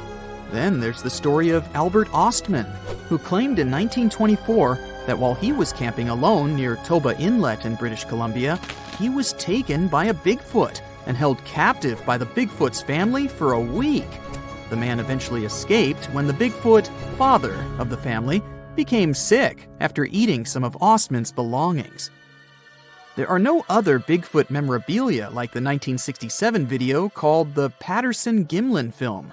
Some people think it shows Bigfoot, but most scientists think it was just a person in a costume. The film is still often used by people who believe in Bigfoot as evidence that it's real. There are even scientists who think the film might not be fake. It's become more believable over time because of new scientific discoveries about how our ancestors walked. This opinion is based on the discovery of Lucy, a 3.2 million year old human ancestor that walked on 2 legs, which proves that our early ancestors were similar to apes and could walk like humans, just like Bigfoot. There's also a video on YouTube of Bigfoot in Provo Canyon, Utah that's very popular. The video shows a big black animal in the trees, possibly eating or looking for food. As the camera zooms in to get a closer look, the creature stands up on two legs like a person. Obviously, the people filming it got extremely frightened and ran away at once. The video was posted in 2012 and has been watched more than 7.6 million times. The people who made the video were not really looking for Bigfoot. They were simply camping and wanted to see some deer. They initially thought that they saw a bear until the huge creature stood up and looked straight at them. They ran to their car and left their tent and stuff behind. Their belongings are most likely still there. Skunk apes are said to be a species of Bigfoot-like creatures that people think live in swamps in the southern United States. In 2013, a video was posted on YouTube showing a potential skunk ape in a swamp in Mississippi. The creature in the video appears to be very strong and has short, broad shoulders, a small head, and long legs. Some believe the video is real, but others think it's a hoax because the camera often moves around quickly or the person filming runs away just when the creature is about to be seen clearly. This makes it hard for skeptics to believe in the existence of Bigfoot, and they've continuously asked for more evidence, like pieces of Bigfoot bones. This is probably the reason why two men claimed that they had found a frozen Bigfoot while hiking in Georgia. But what they had found turned out to be nothing more than a gorilla suit. They didn't back down, though. One of the men also later claimed to have injured and captured another Bigfoot in Texas in 2012. And even charged people to see it. But later he admitted it was fake too. In reality, we have no physical evidence that this creature exists or ever existed. Whenever people claim they have proof that Bigfoot exists, scientists usually find that the evidence is actually from well-known animals or humans. For example, in 2014, a group of researchers examined 36 hares that were believed to belong to Bigfoot. Almost all of the hairs turned out to be from animals, such as cows, raccoons, and deer, as well as from humans. They did find something surprising, though. Two of the hairs were similar to those of an extinct type of polar bear. Scientists concluded that these hairs could have come from a new type of bear, or a mix of different bear species. But they were definitely from a bear, not a primate like Bigfoot. Another possible theory that could explain these Bigfoot sightings is that the noticed creatures are, in fact, chimpanzees, gorillas, or orangutans. This idea is often mentioned in connection to skunk apes because some people believe that the hot and humid climate in the southeastern U.S. could let this species thrive there. Sure, Bigfoot might be entirely made up, but it may not be on purpose. Our brain has a lot to do with it, too. All because of a little thing called pareidolia. This is the tendency to see patterns or familiar objects in random or ambiguous things, such as seeing faces in clouds or animals in inanimate objects. It's a psychological phenomenon that can lead people to perceive things that are not actually there. We might be tricked by our brains into thinking we've seen Bigfoot, because we tend to spot human-like shapes in our environment. This often happens with blurry photos or videos of the supposed Bigfoot. Other people believe that Bigfoot is a type of ape that used to live in Southeast Asia and is now extinct. These people think that Bigfoot may have come to America by a land bridge that used to connect Siberia and Alaska during the last ice age. However, there's no evidence of this ape in America, and we don't know much about how it moved because scientists only have the fossils of its jaw and teeth to study. Some specialists believe this ape might have walked on two legs, but others say it walked on all fours because it was so big. Some scientists believe that Bigfoot could be an extinct species called Paranthropus, which used to have a skull similar to that of a gorilla. It walked on two legs. However, the Paranthropus fossils have only been found in Africa, so there's no reasonable explanation for the Bigfoot sightings in America. Others believe that Bigfoot could be related to the Gigantopithecus, a type of ape that lived millions of years ago. Some people have even suggested that Bigfoot could be the missing link between apes and humans, But this idea is not supported by scientific evidence. There are theories that claim that Bigfoot was actually a Neanderthal. We do know for sure that Neanderthals are extinct because there are no known living individuals of this species. All evidence suggests that Neanderthals became extinct around 40,000 years ago, and there have been no confirmed sightings or discoveries of Neanderthals since then. Also, no remains of these species have ever been found in the Americas. So, the most famous survival rule when it comes to encounters with bears is to stay still and pretend you aren't a living thing. But this rule won't work with all bears, only with grizzlies and brown ones. If you're in North America, you'll find those in Alaska, Washington, Montana, Idaho, and Wyoming. Black bears, the ones you need to run away from, live in a larger territory. You can find them in 40 states, much of Canada, and even part of northern Mexico. So, if you're hiking in Yellowstone, you could run into either a black bear or a grizzly. But let's say you're in California. The bear you accidentally meet is most likely a black one. And no, you can't just tell the difference by the color of its fur. Black bears can be black, brown, cinnamon, blonde, blue-gray, or even white. It's getting complicated, isn't it? If you notice a hump at the shoulders of your unexpected date, it's a grizzly. Black bears don't have those. A grizzly will also have a dished face, round ears, and long, light-colored claws. A black bear has a straight dog-like muzzle, pointed ears, and dark claws. We'll have a quiz on this later. Maybe. So, if you're sure it's a grizzly or a brown bear, lie down. Take a fetal position, tuck your knees to your chest, and cover your head to show the bear you won't hurt them. These big guys mostly attack if they feel there's a threat to them. You can never outrun them, so don't even try. If they see you're a harmless little human, in 99% of cases, the bear will pass by. Wait for 2 or 3 minutes until you can't hear the bear anywhere near. It might hang out in the area to make sure you didn't stand up, and if you did, get into attack mode. If you pack well for emergencies and have bear spray on you, take off the safety clip when the bear is around 60 feet away and spray the bear. Aim slightly below its face. It's more effective than just assuming the fetal position. When the bear leaves, run away for safety in the opposite direction from the predator. Got all that? Good. If you're dealing with a black bear, it won't stop if it sees you in a fetal position on the ground. If you don't have bear spray on you and the bear is clearly interested in you, show it who's boss. Throw rocks or your stuff at it. Shout, "Hey bear!" loudly. Clap, make yourself look bigger by raising your arms and jacket. Climb on a rock or a stump. Do whatever it takes to scare it. Black bears are a lot like those bad guys at school who want to steal your lunch. They'll often give up if they see you can stand up for yourself.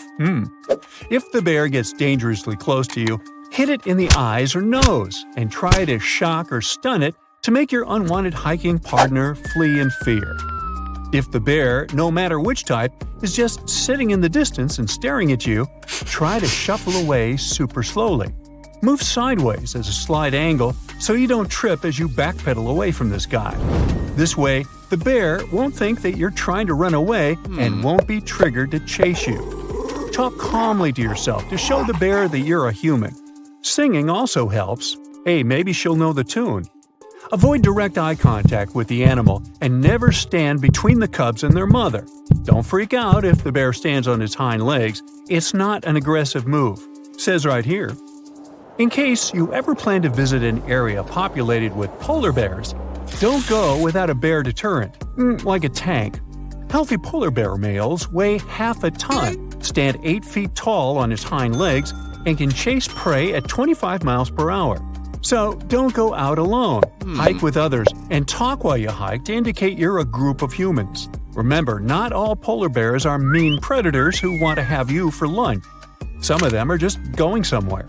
If you spot one with your head down, stalking in, not trying to go somewhere but definitely trying to focus on people, that's when you should be alarmed. Move away from the bear slowly. Don't run. Only if the bear gets close to you, use your deterrents. Some people claim that ammonia is a great bear repellent. Bears really don't like it. So if you soak some rags in it and throw them in your garbage, the brown guests shouldn't bother you.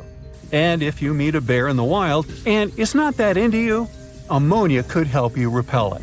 But it also destroys the nasal passages, leaving the animal without its sense of smell, which means it won't be able to sniff out food.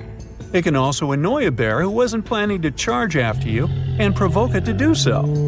Anything that smells interesting to bears, like food and stinky garbage, will make them notice you and come to check your camp out. So cook away from the camp and don't litter. If you put bear spray on your tent, you might attract unwanted fluffy guests. The pepper products in it smell like food, so that could be one way to attract bears. If you notice a bear standing along the road, resist the urge to stop and take photos. Move at least 100 yards away and pull over to a safe location. Roadside bears quickly get used to humans and traffic noise, which can become dangerous for their lives. And they're more likely to approach campgrounds and picnic areas in search of human food. People who live close to the wilderness and on the mountains are used to bear visitors and don't fear them. Douglas Harder spotted a mother black bear and her 2 cubs emptying the bird feeder on his second-story deck. Once he returned home after a while and found that a bear had broken into his kitchen through a partially open sliding door. The uninvited guest had scratched up a wall and stolen some junk food before running away. Harder just finished cleaning up after the bear when a cub shoved its face through the cat door. Its photos went viral online. Then there's Kristen Jones. She was visiting her parents in North Carolina and decided to do some yoga on the bank of a nearby lake. She was using earbuds and didn't hear the bear approach her from the back. Suddenly, she felt someone sniffing and licking her neck. She thought it was her neighbor's dog and stretched her arm to pet it, and that scared away the animal. Kristen managed to snap a couple of photos of the bear moving away, although no one believed the licking story. She remembers this as the scariest moment of her life and hopes it will never repeat. As for the bear, he was most likely spotted in the area looking for food in trash cans and on other people's decks. Scientists who observe polar bears note how incredibly smart these animals are. Members of Polar Bears International have captured hundreds of photos to better study these animals. Before they started using a special cage, they would take photos using a camera that was on the end of a long pole that would be lowered from a height. One day, the camera's flash went off right in front of a bear's face. He didn't appreciate the paparazzi move, but instead of ruining the camera, the bear calmly extended one arm. Then, it stretched one claw and touched the lip of the camera's lens. The animal kept the claw inside and wouldn't let go of the camera. The photographer was trying to move the pole, but it was pointless. After 15 minutes, the bear looked up at him and finally let go of the equipment. It looked like it was trying to send a message never to use a flash on it again. 47-year-old Kenny Veach told his family he was going hiking for 2 days. His destination? The Mojave Desert. The man wanted to revisit a cave he had discovered during one of his previous hikes. But that was the last time anyone had seen Kenny Veach. A helicopter and over 30 search and rescue teams came back empty. The hiker was nowhere to be found. Was the mysterious M Cave behind his disappearance? The oddest thing about Kenny's case is the fact that he was a seasoned hiker. He often went on solo trips to explore deserts in California and Nevada. The man was an ultralight hiker. That meant he brought only the most basic of supplies: water, food, and a tent. That's all. But this was enough for several days of camping in the desert. Kenny would rarely bring a GPS device with him. He didn't even bother to pack a compass or a map.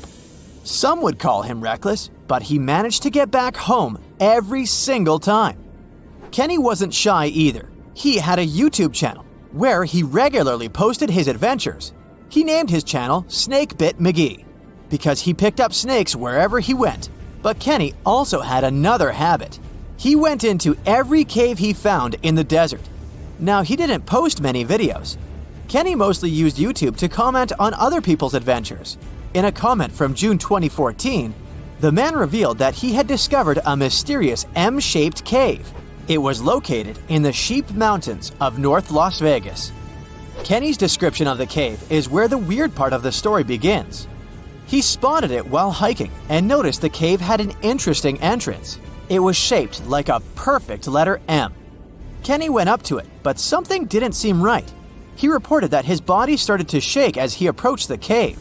The vibrations were so strong near the entrance that Kenny turned back. In his own words, he was scared for his life. It must have really been something if it frightened an experienced trekker.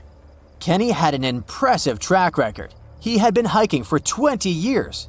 He explored caves other people were too afraid to even enter. Once, he was bitten by a rattlesnake and had to spend a week in the hospital. On his journeys, the man found skulls of all shapes and sizes, as well as old animal traps. Kenny slept on mountain peaks under the stars. One time, he hurt his leg on a mountaintop. He had to walk 20 miles back to his truck. It was 100 degrees Fahrenheit that day, and Kenny had 1 cup of water to keep him going. Kenny Veach was a true survivalist. But this one cave was a mystery to him. He admitted that he was totally unprepared that day. He had the tools to open a can, but not to fight the mysterious force that took over his body. But Kenny wasn't a quitter. He made plans to return to the M Cave, and this time, he was going to be ready. He did so several months later, but much better equipped. But the trip turned out to be a bust. He recorded a video, but couldn't find the cave. Was that it? Was the brave explorer finally going to quit? Not by a long shot. His followers on social media wanted him to solve the mystery. So he went out into the desert for the 3rd time. He planned a short, overnight trip, but nobody ever saw him again. After 2 days, his family alerted the authorities. They quickly launched a search for the missing man. Now we come to the weird part. In one of his videos, Kenny stood in front of an abandoned mine shaft. This is where he briefed the viewers on the mission. Rescue teams reached this point and found Kenny's phone. This was 10 days into the search, but the trail soon went cold. The rescuers feared the worst. They decided to send a camera down the shaft, but didn't find anything. For a full month, no one had any idea where Kenny was. And then, the mystery deepened. An unknown woman came forward online. She claimed to be the missing man's girlfriend. The mysterious woman told the story of how she went with Kenny on hour-long hikes. She urged hikers to use GPS not to get lost. And then, a claim that shocked social media users. The woman believed Kenny's disappearance wasn't an accident. She revealed that her alleged boyfriend had some serious issues. Apparently, he had quit his job a year prior to his disappearance. Did Kenny Veach really trek into the desert to take his own life? People weren't convinced. Kenny's daughter believed her father just had an accident. In her words, he was a survivor. Was the mysterious M Cave responsible for his disappearance? Did he find someone or something he shouldn't have found there? The questions linger, and so did the theories among the online community. Fellow hikers and YouTubers were determined to find the M Cave. This would solve Kenny Veach's mysterious disappearance once and for all. In 2021, one hiker got lucky. He claimed to have found the secretive M Cave. For safety reasons, the man couldn't reveal his exact location. The cave sits somewhere near Nevada State Route 375 East. The entrance to the cave really looked like an oversized letter M, just like Veach described it. But the shape is too hard to notice from ground level. Only when you look at it from above is the M shape visible. Who knows, hikers might have been walking past it for years without noticing the cave. Even Kenny couldn't locate the entrance the second time he went looking for it. The cave wasn't very deep, but there was something odd at the entrance. There appears to have been a straight line of rocks. Did someone try to wall off the entrance? And at the back of the cave, there was an even stranger find. Small pieces of wood were scattered along the floor. They looked a lot like 2x4s that are used in construction. Was there a door here once? The hiker found a nail sticking out of the stone. It could be part of a latch that was there some time ago. But the strangest part was the writing on the wall. Hatch or Veach? It's hard to tell.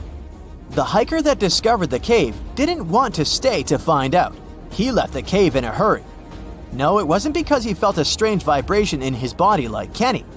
He just didn't want to be in a desert cave in the middle of nowhere.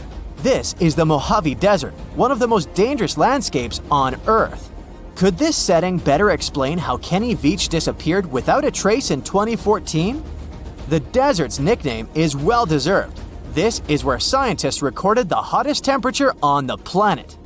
134 degrees Fahrenheit, and the average temperature during summer, just 113 degrees Fahrenheit, no sweat. But you'll also need a blanket. At night, the air temperatures drop well below freezing. Talk about a climate roller coaster. And the list of dangers doesn't end there. The driest and hottest place in the United States is home to dangerous animals. Mountain lions, venomous lizards, spiders, and wasps. You name it. Any one of these animals can end the life of an unsuspecting hiker. There is a reason why Kenny always wore snake guards when trekking. And then there are mine shafts. Local authorities strongly advise hikers not to enter them. These old mines from the 1800s are highly unstable. A person can easily fall down a hidden shaft. They also have pockets of bad air, which can suffocate a person. And remember the likable wildlife? They too live in these shafts. Rattlesnakes, scorpions, and black widow spiders. Kenny Veach could have easily fallen into one of these shafts, and there would be no help for him from miles around, since Nevada is one of the least populated states. It looks like a prehistoric creature that came from the time of dinosaurs. This scary beast is called the basking shark. It can grow up to 39 feet. People have only reported 3 of them in the past 160 years. The last sighting was in 2015, and before that, about 80 years ago.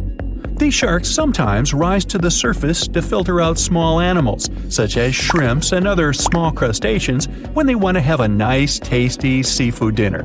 But when there isn't enough grub at the surface, they go down to the depths of almost 3,300 feet, where they tend to stay for months, which is something researchers discovered using satellite tags. Tag, you're it!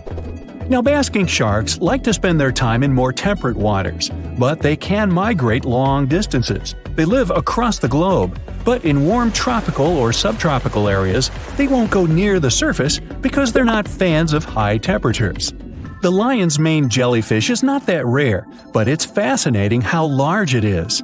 It's the biggest among jellyfish species and the longest animal. Its total length can reach 120 feet. That's approximately 23 feet more than the longest blue whale scientists know about. The jellyfish has around 70 to 150 tentacles, and they all contain huge amounts of neurotoxins that can seriously harm you if you come in contact with the animal. But people don't usually come across this type of jellyfish because it rarely lives near the coast, preferring the open ocean. Generally, you can find the lion's mane jellyfish no deeper than 65 feet below the surface, where it dines on small fishes, zooplankton, and some other types of jellyfish. It uses its tentacles to catch its value meal. Hey, you want fries with that? The giant phantom jelly comes out of the darkness and depths of the ocean's midnight zone. Its sun hat-shaped bell reaches over 3 feet across. This bell trails 4 ribbon-like mouth arms that can be up to 33 feet long.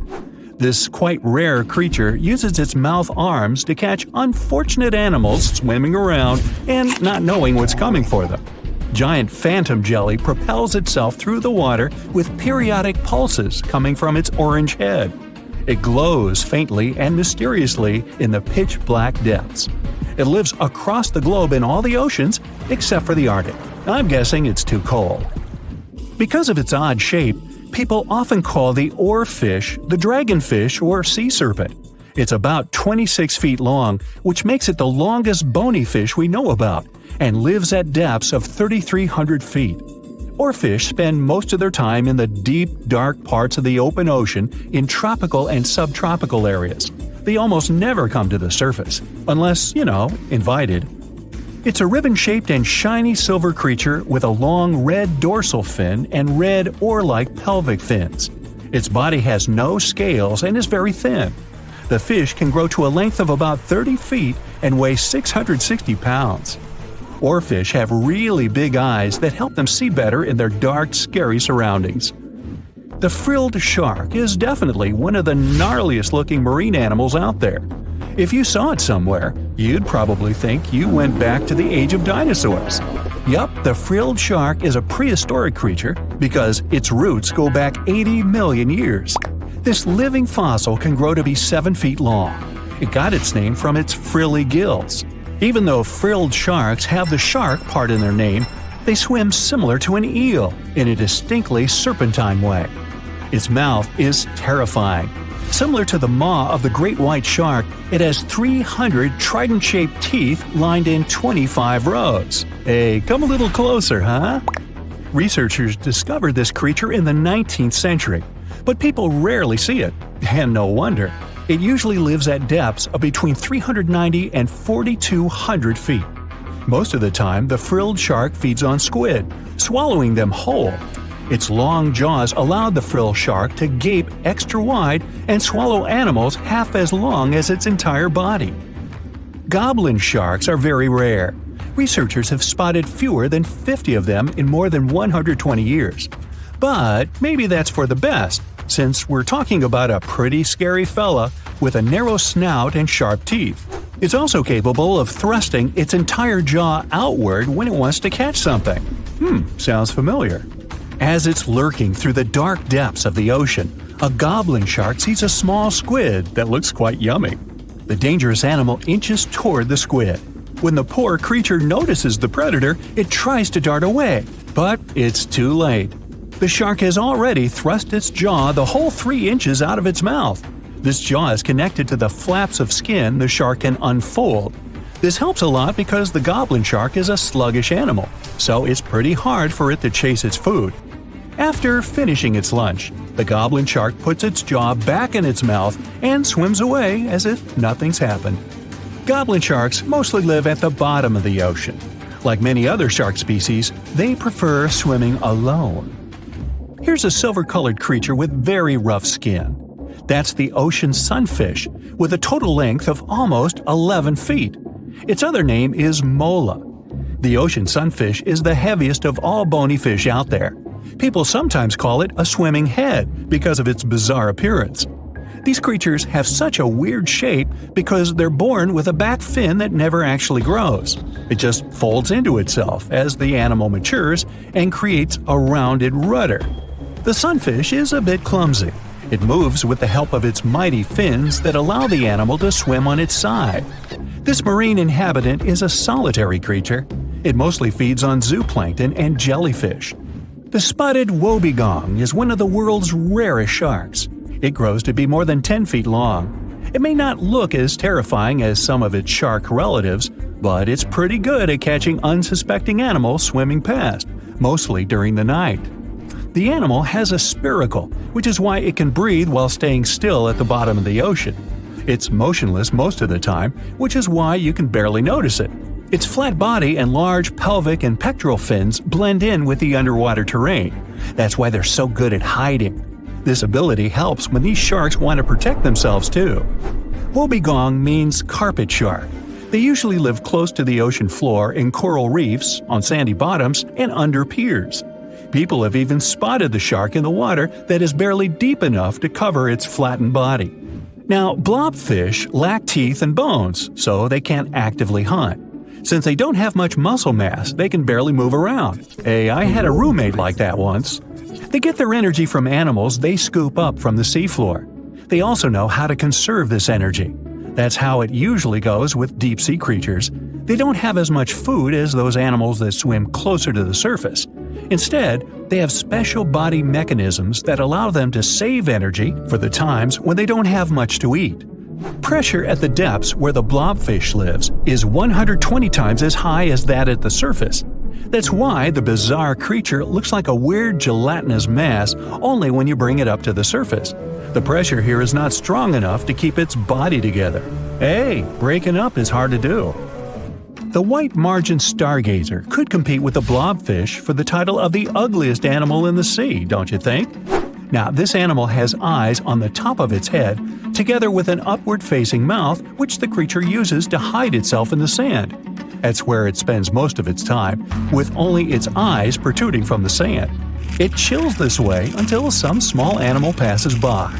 It can lunge at its target incredibly quickly, literally within milliseconds. This creates a vacuum in the water that pulls in a crab, fish, or some other small, unfortunate animal. Another tactic involves venom. This fish has a venomous spine in its shoulder blade that helps with catching other animals and defending itself against enemies. Even though it's not related to the electric eel, the white margin stargazer can generate an electric shock as powerful as 50 volts. Ow! Let's go with the widely accepted theory that a massive asteroid hitting our planet wiped out the dinosaurs. It does make you wonder why mammals made it though. One idea is that mammals were better prepared. Back then, they weren't the most popular creatures on Earth, but they were pretty diverse. They bred themselves into a huge range of species, and it might have saved them. Some said mammals survived because they were smaller, so they needed fewer resources. As they had to constantly hide from dinosaurs, they managed to survive in difficult environments, way before the hit. But let's say the asteroid never came, and it never damaged the environment the dinosaurs thrived in. It's safe to say our fauna would look different today.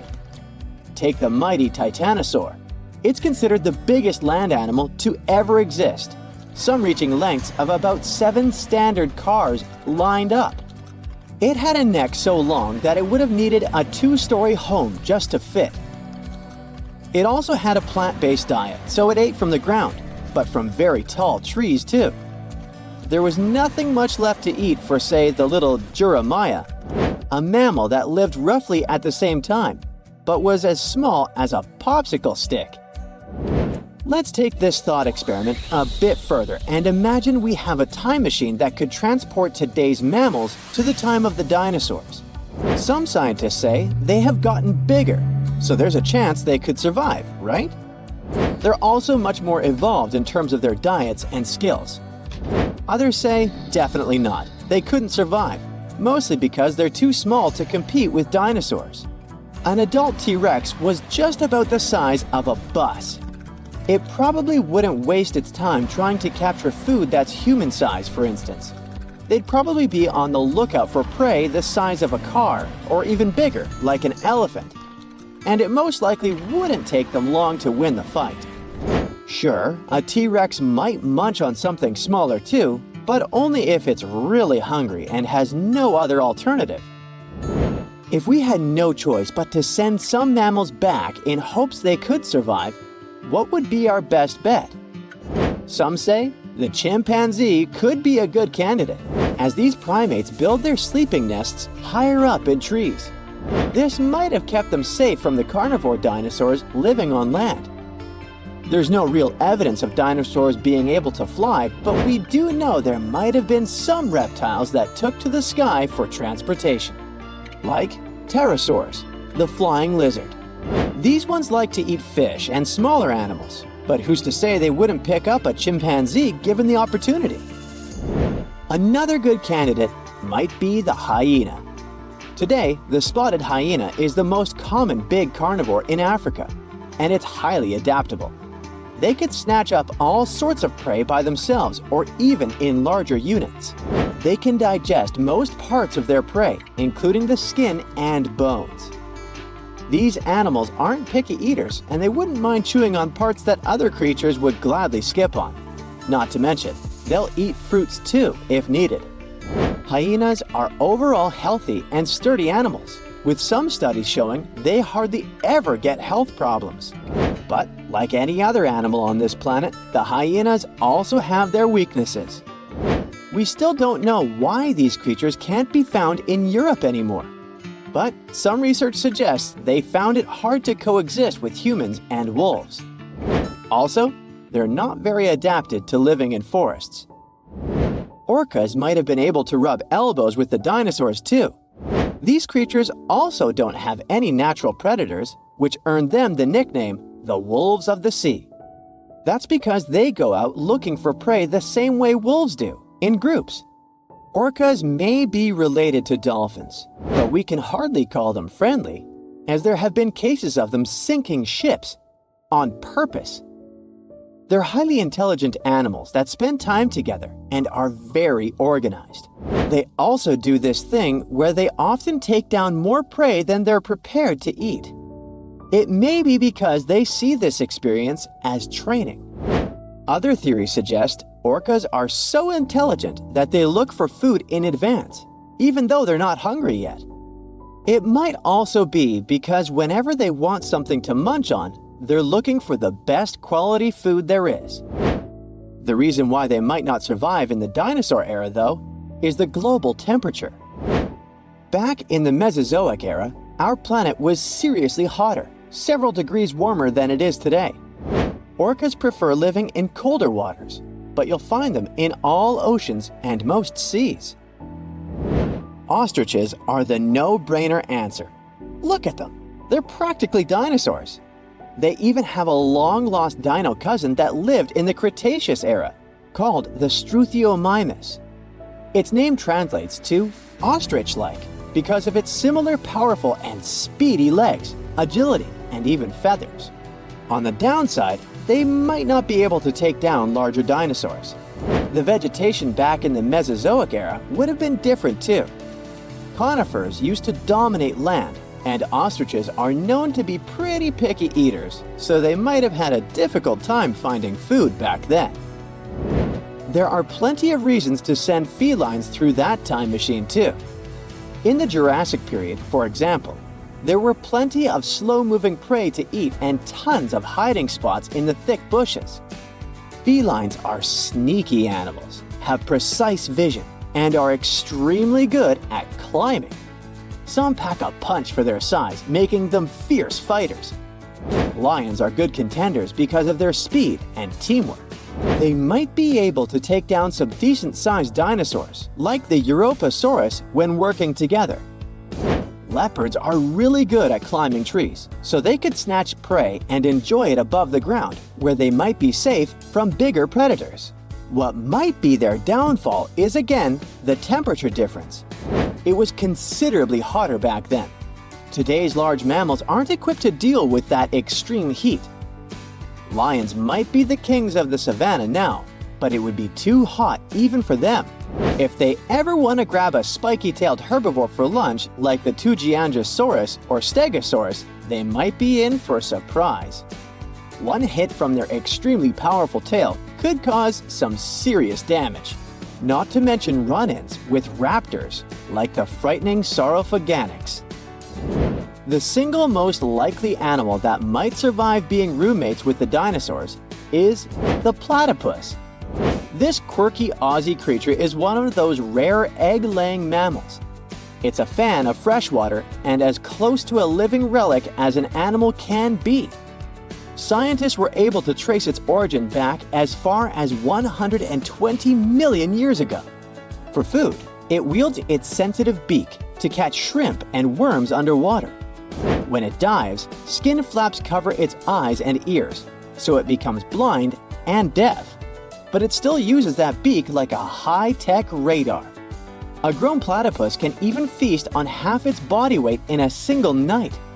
Scientists have known for a while it shares many traits with reptiles, like its shoulder bones or the fact that it lays eggs. Other creatures that coexisted with the dinosaurs still exist today, just not mammals. Snakes made their way into our fauna in those prehistoric times too, as well as cockroaches and bees. Some species of sharks are even considered to predate the dinosaurs. And if we look at our entire planetary history, we'll see they survived 4 out of 5 periods of mass extinction. Horseshoe crabs have the nickname living fossils because their evolution was much slower than any other animal that we know of. Not because they're not smart, but simply because they found their perfect form much sooner. So they didn't need to make a lot of changes. They have a very rudimentary immune system, but it seems to work wonders. No wonder they stayed pretty much the same for over 400 million years. Every species on Earth, you, me, and that nasty neighbor of yours, is destined to go extinct someday. Just like what happened to the woolly mammoths and saber-toothed tigers. Stats aren't bright. Scientists say that 99% of all animals that ever lived are now extinct. Hey, what's that look on your face? Going extinct is not the end of the story. Now listen up. Mammoths might make the greatest comeback ever and even be the key to saving humanity. Nope, they won't give away free money so that we don't have to work anymore, but they can sorta help the weather situation on our planet. In the Arctic tundra, there's this ground called permafrost. It's like soil in the form of ice. Soil turns permafrost when it stays super cold for 2 years straight. But now, permafrost is actively thawing out, and it's bad news for, well, everyone. Because while thawing, it releases a lot of carbon into the air. But what if we had large animals like mammoths there today? They would churn up the soil. The ground would freeze more deeply in winter. And then, in summer, a layer of grass would help keep the ground cool and prevent the permafrost from melting. Some scientists think that's a great solution. So now there's a company in the US that's trying to bring mammoths back to life. Okay, you got me. Not actual mammoths, but a sort of hybrid between an elephant and 1% mammoth DNA. It would be a northern elephant. Getting mammoth DNA is easier than you might think. They actually only went extinct about 10 to 14,000 years ago. Scientists are hoping to have their first elephant-mammoth hybrid by 2027. Let's hope it doesn't turn into a real-life Jurassic Park. Australia. A nightmarish place and a home to the most fascinating creatures on Earth. But here, the sad fate befell the Tasmanian tiger, also known as thylacine. Don't mix it up with the Tasmanian devil. That one is living and thriving. Nope, the thylacine was a marsupial predator that used to chill in Australia, South Tasmania, and New Guinea. It was a nocturnal who preyed on other marsupials, like kangaroos. In the 30s, the farmers suddenly claimed that thylacines were eating their livestock. Looking back at it now, that was probably an exaggeration. But humans started to hunt poor thylacines until they were all gone. And then it turned out that hunting away the important predator isn't the brightest idea. Who would have thought? You see, thylacines kept things in check by eating bad animals. So once they disappeared, the Australian wildlife was basically doomed. 35% of total mammal extinctions on Earth happened here. That's an awful world record. I know it sounds gloomy, but hey, maybe we can fix this. Remember that company we mentioned? It wants to bring back the thylacine too. Luckily, many thylacine embryos are still preserved in jars, like some creepy pickles. If we bring them back to Tasmania, this could help revive the entire ecosystem. Would you be happy to see them back in the wild? Me too. And I would also be happy to see you hitting those like and subscribe buttons so you can keep up with amazing facts all year round. We also have some huge dreams about tiny creatures. Take a trip to Mount Hotham Ski Resort in Victoria, Australia, and here you can find the mountain pygmy possum, a tiny bundle of cuteness. These guys are super rare. We even thought that they were extinct. All we had was their fossils. But then, some skiers spotted a possum in a log pile at the ski lodge in 1966. Imagine suddenly making a great discovery while chilling on vacation. These little possums can spend 7 months of the year sleeping under the snow. They wake up occasionally to eat some stored food, and then they wake up in the spring to eat even more, find a mate, and go back to sleep again. What a relatable fella. Since they've made it into this video, you can guess they're pretty endangered. There are less than 2,000 left in the wild. All because their current homes don't fit them that well. But hooray, we can help them too. You see, their ancestors lived in lowland forests about 20 million years ago. So maybe mountain possums could live better if we moved them there? Of course, we can't just take them to the woods and expect them to survive. Instead, scientists want to slowly release possums into the forest and check up on how they get on with it. Let's hope these cute creatures will adapt to woodland life. The southern gastric brooding frog, also called the platypus frog, was quite a unique creature. It was discovered in 1972 in Queensland, Australia. Back then, this fella shocked the scientists with its super weird birthing practices. Check this out. The mother frog swallows her eggs, turning her stomach into the womb. Then she doesn't eat at all for 6 weeks straight. I could never. Meanwhile, the tadpoles hatch in her stomach, start to grow, and eventually get so big that the mom literally has to breathe through her skin. And then she literally spews out her offspring left and right. Bleh. But this insane process is a great evolutionary achievement, which is why it drew everyone's attention. But the wonder didn't last long. By the mid-80s, all known species of these frogs vanished from their natural habitats. Why? We have no idea. There are many theories, but almost no evidence to back them up. In any case, over the years, these guys officially became extinct. But it all changed in 2013. Scientists started a groundbreaking project named the Lazarus Project. Now they want to resurrect these frogs to learn cool cloning techniques from them. Are you guys ready to copy their genetic preservation method? Yeah, me neither. But let's dive deeper. Literally go in the water. Meet the Coelacanth. This creature lived in the oceans back when the dinosaurs roamed our planet, and didn't even notice the asteroids. These guys are the Methuselahs of the sea. They can live up to 100 years, and they don't even start thinking about leaving offspring until they're around 55. At least they've got plenty of time to live for themselves. We actually thought this creature had gone extinct about 65 million years ago. But then, the first Latimeria specimen was discovered off the coast of South Africa in 1938. Now they're known as living fossils. And these fish are enormous. They weigh around 200 pounds. They're also super stylish, with those lobe-fished paddles that make them look like disco balls. Oh, and they're great aerialists. Thanks to those versatile fins, they can even do headstands and swim belly up. The Coelacanth is also a bit of a homebody.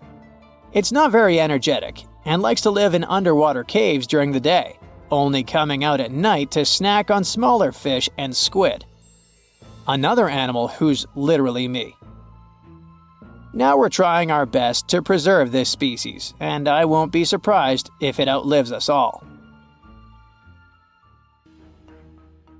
And finally, let's talk about the largest and most awkwardly looking flightless bird from New Zealand, the South Island Takahe.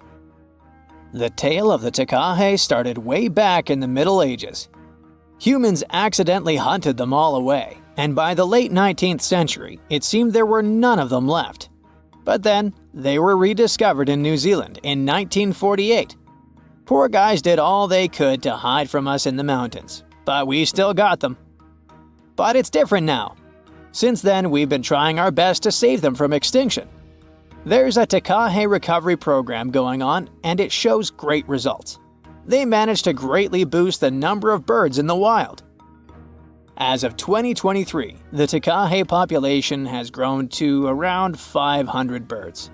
They're now considered nationally vulnerable, not nationally critical. It's a little progress, but progress nonetheless.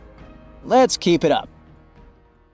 In 1991, somewhere in the lush jungles of central Vietnam, a local logger found a mysterious hole among the foliage and bushes. He looked in there and felt a strong wind blowing into his face. Then he heard a strange sound from the cave depths and realized that it was the sound of a river.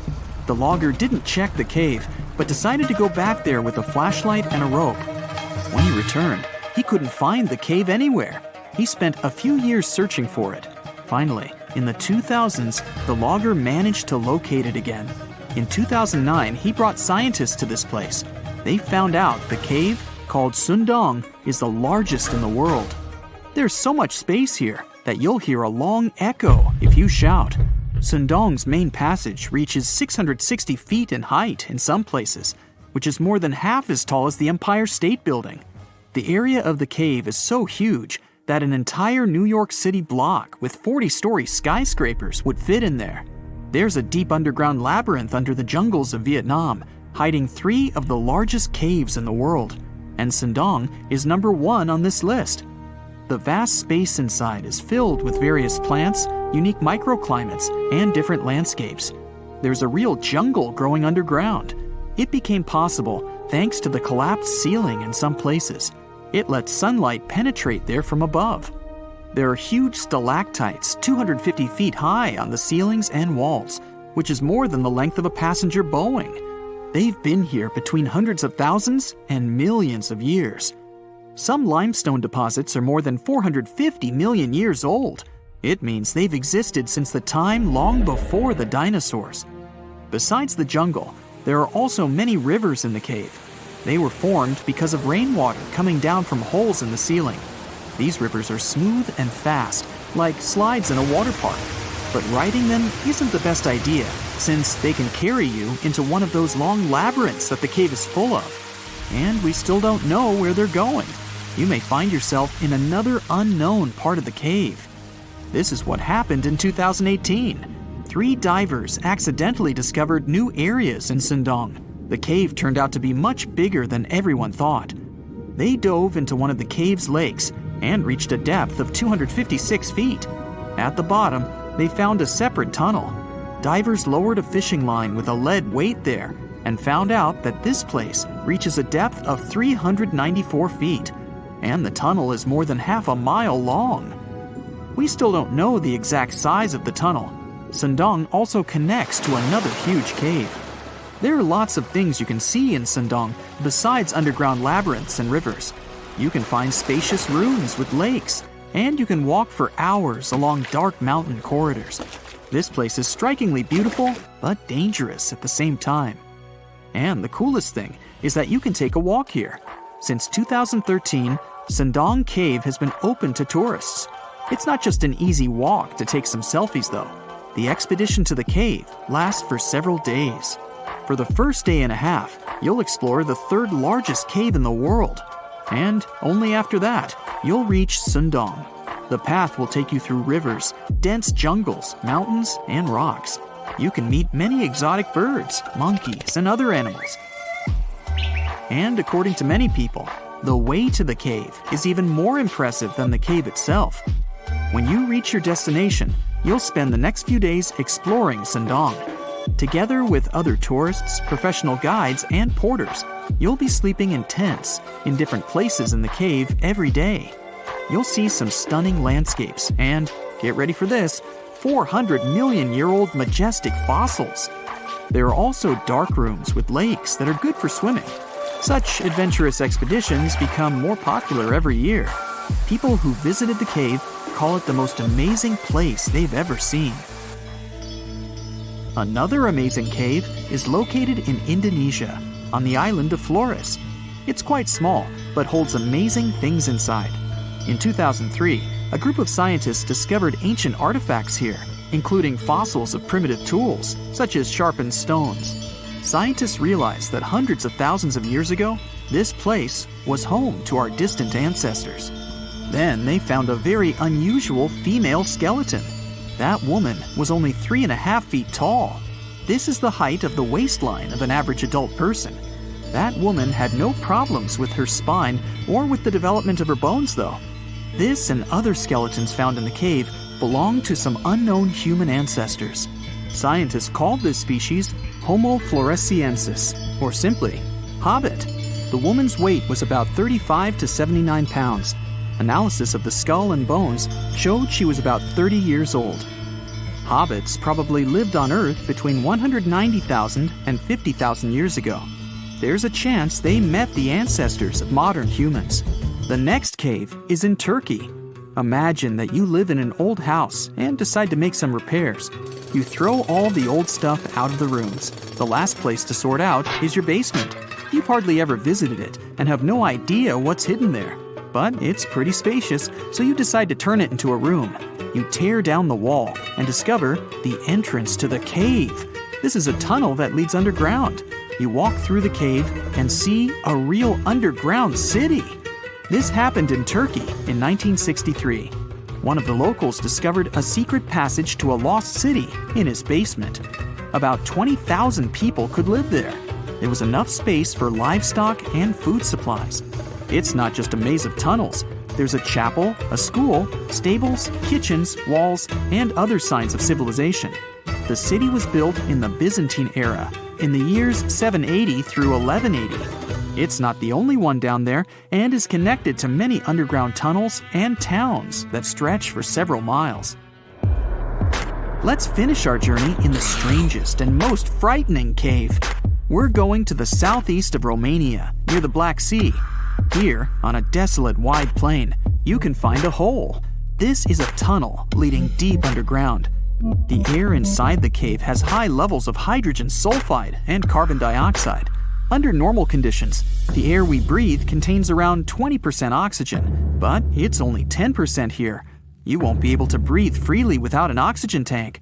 The water and air here are poisoned. Almost no animals are able to live in such conditions, at least the ones we know about. And this cave is filled with 48 species of living organisms, 33 of which are new unknown species. Creeping things that live here can scare you, especially if you're afraid of bugs. Strange white snails and white spiders are crawling along the walls.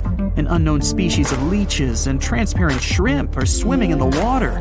White millipedes with huge mustaches are creeping on the ground. Here you can also meet an unknown kind of scorpion with a transparent white body that doesn't look like any other kind of scorpion. Nothing here looks like ordinary animals at all. All creatures in the cave are white or transparent. They don't have eyes, but they have long paws and antennae whiskers that help to navigate in space. Plants can't live here without sunlight and clean air. This means that oxygen isn't produced in this place. So how do these creatures manage to survive? The answer is in the water. The surface of the lake and puddles here is covered with strangely moving foam. This substance is a living organism. It consists of 1 billion bacteria called autotrophs. Ordinary plants absorb carbon dioxide and use photosynthesis to produce oxygen. This cave is filled with carbon dioxide. Autotrophs absorb it and secrete tiny food particles. Bacteria feed on these particles. Larger organisms then feed on those bacteria, and so on. In the end, there's enough food for everyone. This process is called chemosynthesis. It's like photosynthesis, but uses water instead of sunlight in its chemical reactions. In this cave, evolution has created a completely unique biological system, separate from the rest of the world. You're strapped in a boat cruising down the Amazon River with the sun scorching hot. As you check out your map, your boat starts rocking back and forth. The water is starting to get more intense, so you hang on for dear life. You tuck your map in your pocket and try to take control of your boat. You strike some jagged rocks and duck low to avoid tree branches. Your boat strikes a large rock out of nowhere and capsizes. You're swimming in the murky green water. While you're trying your best to get ashore, your boat gets washed away. Underneath the water lies a whole new world of bizarre and dangerous animals. Candiru fish are snake-like creatures that can grow up to 16 inches long. Arapimus can weigh more than an adult male and are taller than most basketball players. They're the biggest freshwater fish in South America. They have a hybrid gill system that forces them to pop up to the surface every 5 to 15 minutes to breathe in oxygen for their large swim bladder. You swim out of the raging water and dry yourself off. Oh no, your map is completely soaked. There's no way you can get to your destination without it. You venture into the thick rainforest, shoving the branches and leaves away. As you get deeper, you notice something on a tree. It's barely moving, but it's got sharp claws and a raggedy coat. It stretches its arm to another branch and tries to pull itself up, ever so slowly. Sloths sleep more than half their days and only head down from trees once a week. They're so motionless, they sometimes grow algae and moss on their fur. The rainforest gets denser with each step until there's barely any sunlight illuminating the path in front of you. You notice a figure following you. With every branch you step on, you can hear a faint sound right next to you creeping around. You start walking a bit faster, and the sound catches up with you. You make it out of the dense part and tread along a narrow path until you reach a cliff. You can't walk normally here, so you pin against the wall and walk sideways to cross the hills. You slowly move across with the river 30 feet below you. You move your right foot, and some rocks fall into the river. You keep going and misstep. You're about to fall, but you hold on to a large tree branch and pull yourself up. You notice a couple of colorful poison frogs inches away from your fingers. Touching any of these frogs can be extremely dangerous and harmful, despite their amazing color patterns. The golden poison frog is one of the most poisonous animals in the world. One of them hops right next to you, so you let go of the branch and fall back in the river. The river is washing you down until you reach a calm current. Underneath you is a swarm of piranhas swimming with their sharp teeth. The red color on their skin is unmistakable, so you swim off like an Olympic athlete. Piranhas will eat anything that gets in their way, no matter the size. You grip onto a log and climb up a small rock to catch your breath. There's a huge electric eel underneath the rock. Despite their name, they're more related to catfish than eels. They use their powerful 600 volts of electricity to defend themselves and catch food. You're stuck, unless you're like the common basilisk that can run on the water like a jet ski. These incredible lizards have special webbing on their toes and can run the distance of a basketball court. You hop on a bunch of rocks until you reach the land. You continue walking along the riverbank until you come across a moving rock. You rub your eyes and see it moving again. It's a dinosaur-looking turtle that resembles a crocodile with armor. The mata is a freshwater turtle that disguises itself with its surroundings to catch prey. Their heads stretch longer than their bodies. You shimmy your way past it and continue. You head back into the rainforest and find a spot to rest. Wait, there are giant ants everywhere. They're the biggest ants in the world and can produce one of the most painful stings out there, even comparable to a wasp's sting. You immediately get up and find another place to rest. As you continue walking along, you notice the same feeling of something following you. You can hear some leaves rustling, but it's getting dark and there's no way of telling. You find a nice little spot to build a campfire and catch some Z's, but in the Amazon, everything is a threat. Except for those cute capybaras wandering around. They live in groups next to water sources. They're also the biggest rodents in the world. You don't need to worry about them if you're stuck in the middle of the Amazon rainforest. Suddenly, you feel something slithering up next to you. You look down and see a massive green anaconda just about to constrict you. They are the heaviest snakes in the world and can grow up to 20 feet long and have a huge appetite. You get up and sprint your way out of there. All right, you found a decent cave to crash in. It's daytime again, and you're still alive. You continue walking along the rainforest. You were able to find some breakfast to boost your energy for the rest of the day. You spot something on a tree that looks like a branch, but it's actually a potu, a master of disguise that can spend days motionless on broken tree branches. These bizarre birds use those branches as their permanent home, where they lay their eggs and chill all day.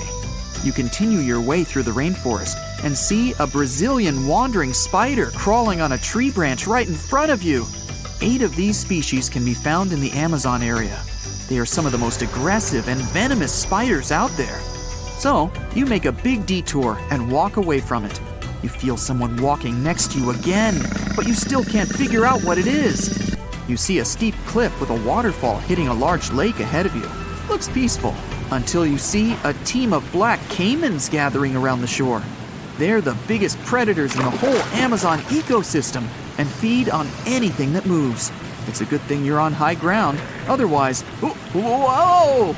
You slip and fall down the river, right on the deep end. So far, no caiman spotted you. You swim underwater and try to get to the opposite end of where the reptiles are. As you climb out and dry yourself off, you notice some large black spots on you. You try pulling them off, but they've latched on pretty hard. The Amazon giant leech finds its target by tracking movement and shadow. Once they attach themselves to the skin, it's extremely difficult to extract them. The best way to do so is to slide your finger next to its mouth and pull it off slowly. Ugh. You manage to get them off your body and see that the caimans are swimming towards you. You're pinned to the wall with the lake of hungry reptiles approaching.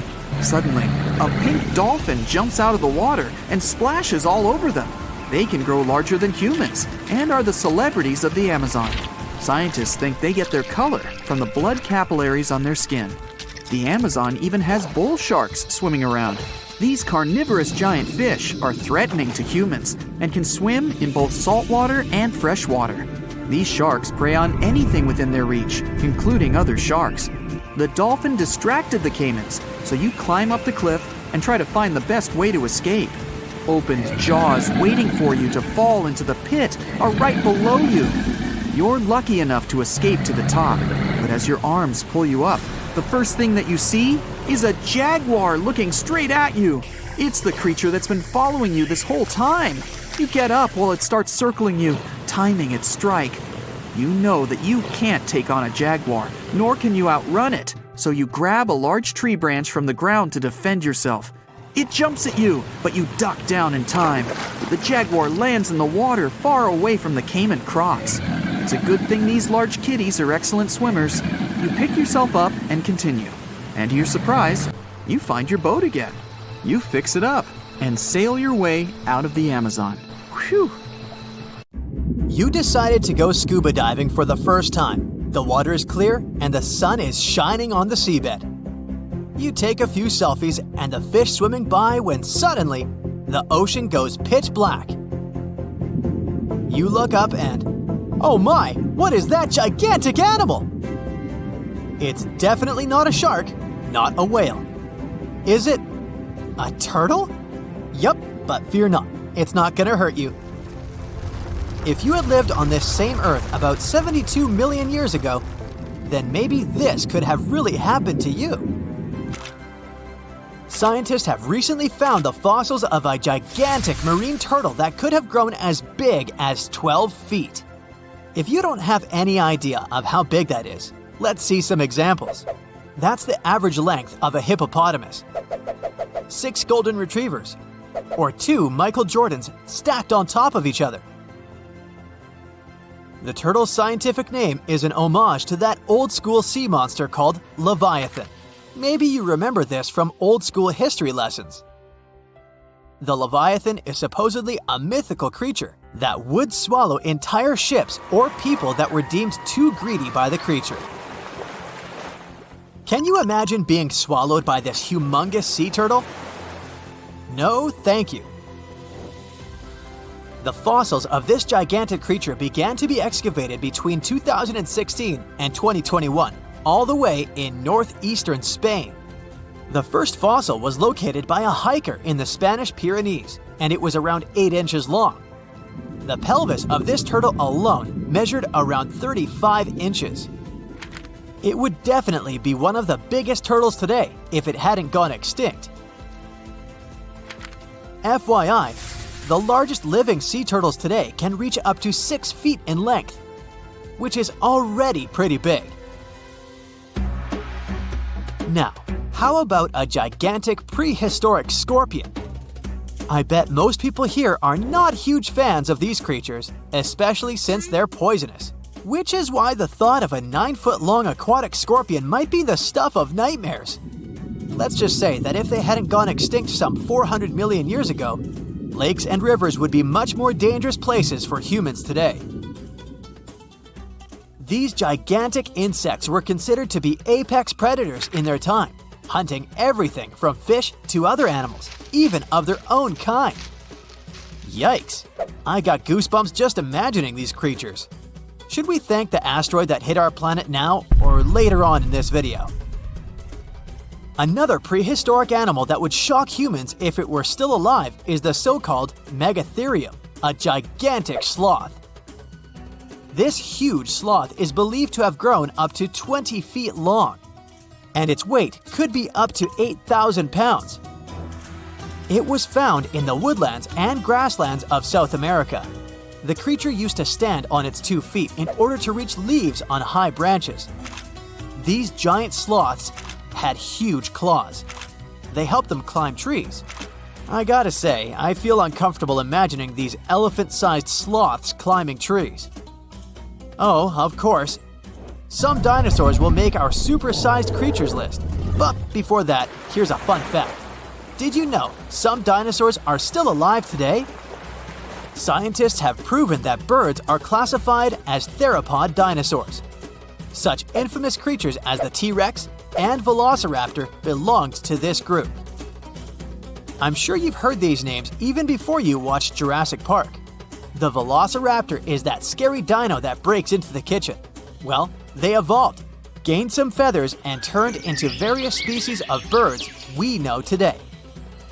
That means that any bird from chickens to those little blue ones is a direct descendant of dinosaurs. Now, does the name Spinosaurus ring a bell? You can see this huge dinosaur in some museums today. Its fossils, I mean.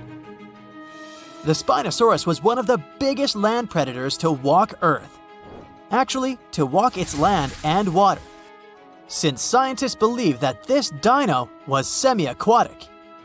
It fed mostly on meat, which means humans would be its natural prey if it lived today. This meat-eating dino lived around 90 to 100 million years ago. It was about 60 feet long, 12 feet high, and weighed up to 22 tons. Its head was around the size of 8 bowling balls and was shaped like a crocodile's face. Basically, the Spinosaurus was a big African elephant with the face of a crocodile. Just kidding. But that would look funny though, wouldn't it? A much more attractive dino was this guy. It's considered to be the largest dinosaur that has ever lived on our planet. What made it so big was its extremely long neck and very long tail. You wouldn't want to stand behind this creature, believe me. If it decided to swish its tail, you'd get catapulted very far away. This creature lived around 100 million years ago, and its fossils were first found in Argentina around 2012. The dino measured 120 feet from head to tail, which made it almost as big as an American football field in width. And have I mentioned it weighed almost as much as a space shuttle? A staggering 75 tons. If it had been a carnivore, it would have probably been the greatest predator. But this big guy was a peaceful herbivore that had such a long neck that it could eat leaves from high trees. Cute, right? We must also talk about the Shastasaurus. As the name suggests, this animal is popularly known as the Mount Shasta lizard.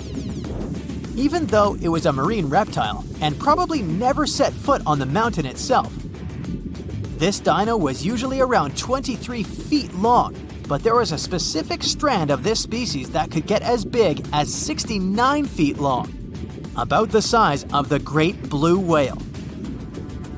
This made it the biggest marine reptile to have ever lived.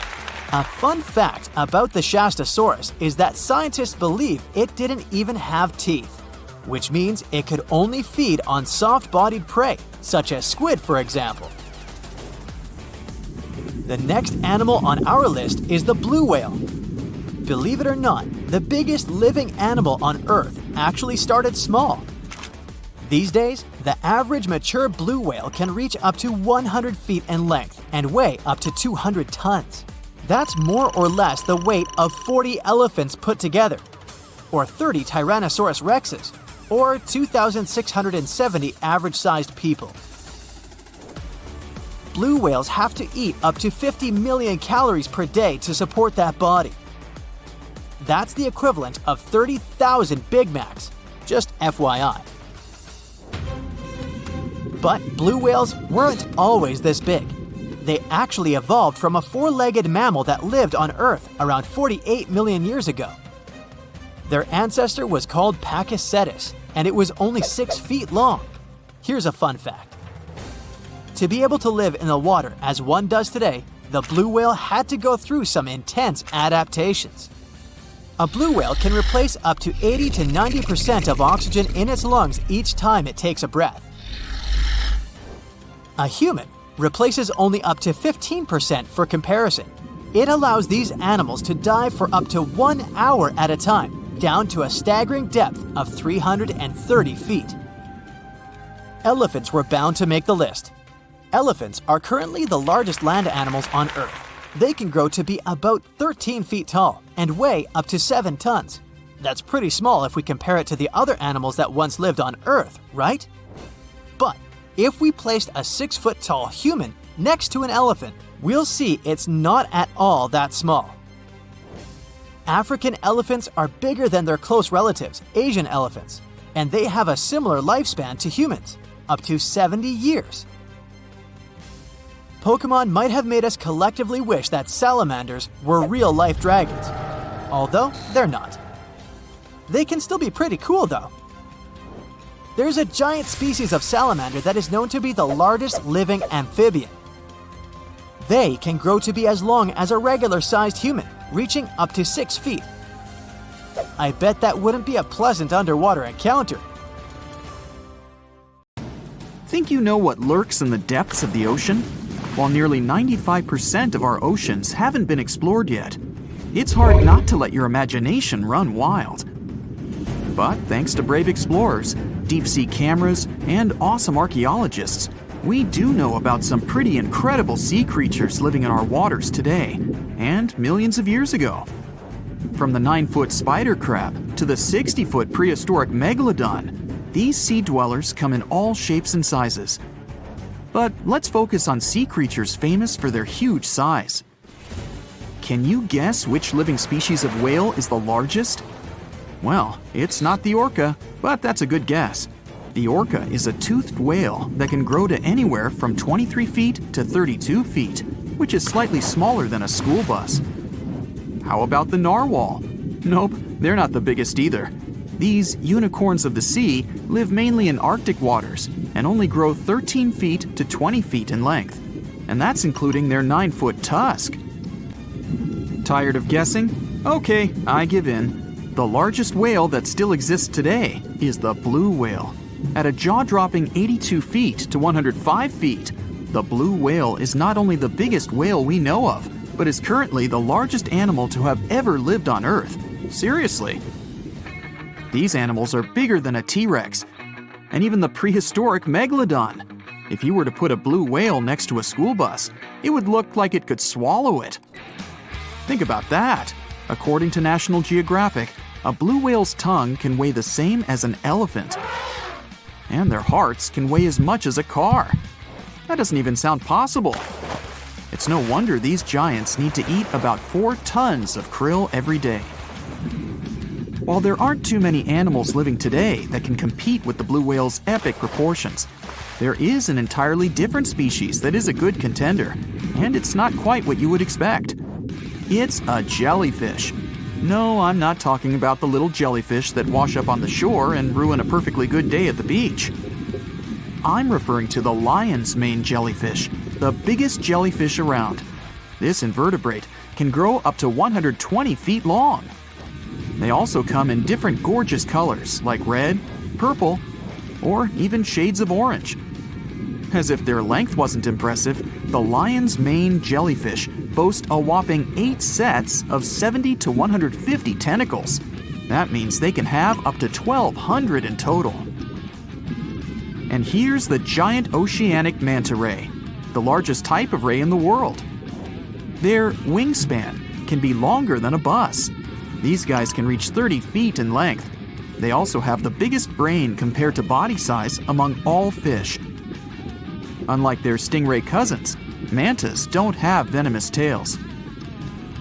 And while the lion's mane jellyfish and the blue whale are yet to be beaten for the longest sea creature, there is one marine creature that can grow even larger in length. The Portuguese Physalia physalis, tentacles and all, can reach a length of 165 feet long, and that's according to mentalfloss.com. While this thing may look a lot like a jellyfish, it's actually known as a siphonophore, and there are hundreds and sometimes thousands of them that are genetically identical. Their long tentacles help the organism catch prey, and its sting is fatal to most animals, even humans in some cases. What's even creepier is that if one of the tentacles comes off the organism for whatever reason, it can float around the water for days before decomposing. Even if it's detached, this tentacle can still sting you. But don't go running out of the ocean just yet. Your chances of being hurt by a Portuguese Phacelia phasalis sting are pretty slim. However, if you do get stung, the side effects aren't pretty, with welts, stomach cramps, an elevated heart rate, and an upset stomach. While you don't want to go anywhere near these long creatures, they sure are pretty to look at. Check out all those colors.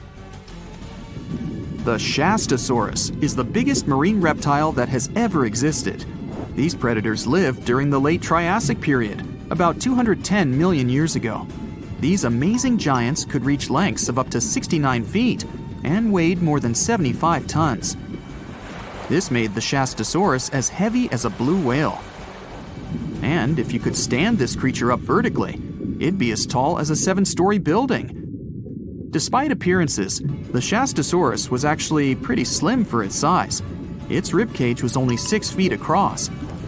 You'd think that this big guy was chowing down on other dinosaurs, but that's not the case at all. This reptile survived on a diet that consisted of small fish and cephalopods, like octopuses and squids. The Albertonectes is a bright representative of the plesiosaur family, meaning that this marine reptile had a small head on an incredibly long neck and large flipper-like limbs that helped it move through the water. These creatures occupied the seas around North America 76 to 70 million years ago. The length of this sea monster could reach 38 feet, with its neck taking up 23 feet of that length. Its neck was a true record breaker. It had a whopping 76 bones in it. No other animal known to humankind has had so many vertebrae in its neck. Scientists aren't sure why they needed such a lengthy neck. They might have used it to collect shellfish off the seabed, or perhaps it helped them capture their main prey, fish and squids. This aquatic reptile also had gastroliths in its stomachs. Some of them were as big as 5.5 inches in diameter. The Tylosaurus belonged to the Mosasaur family.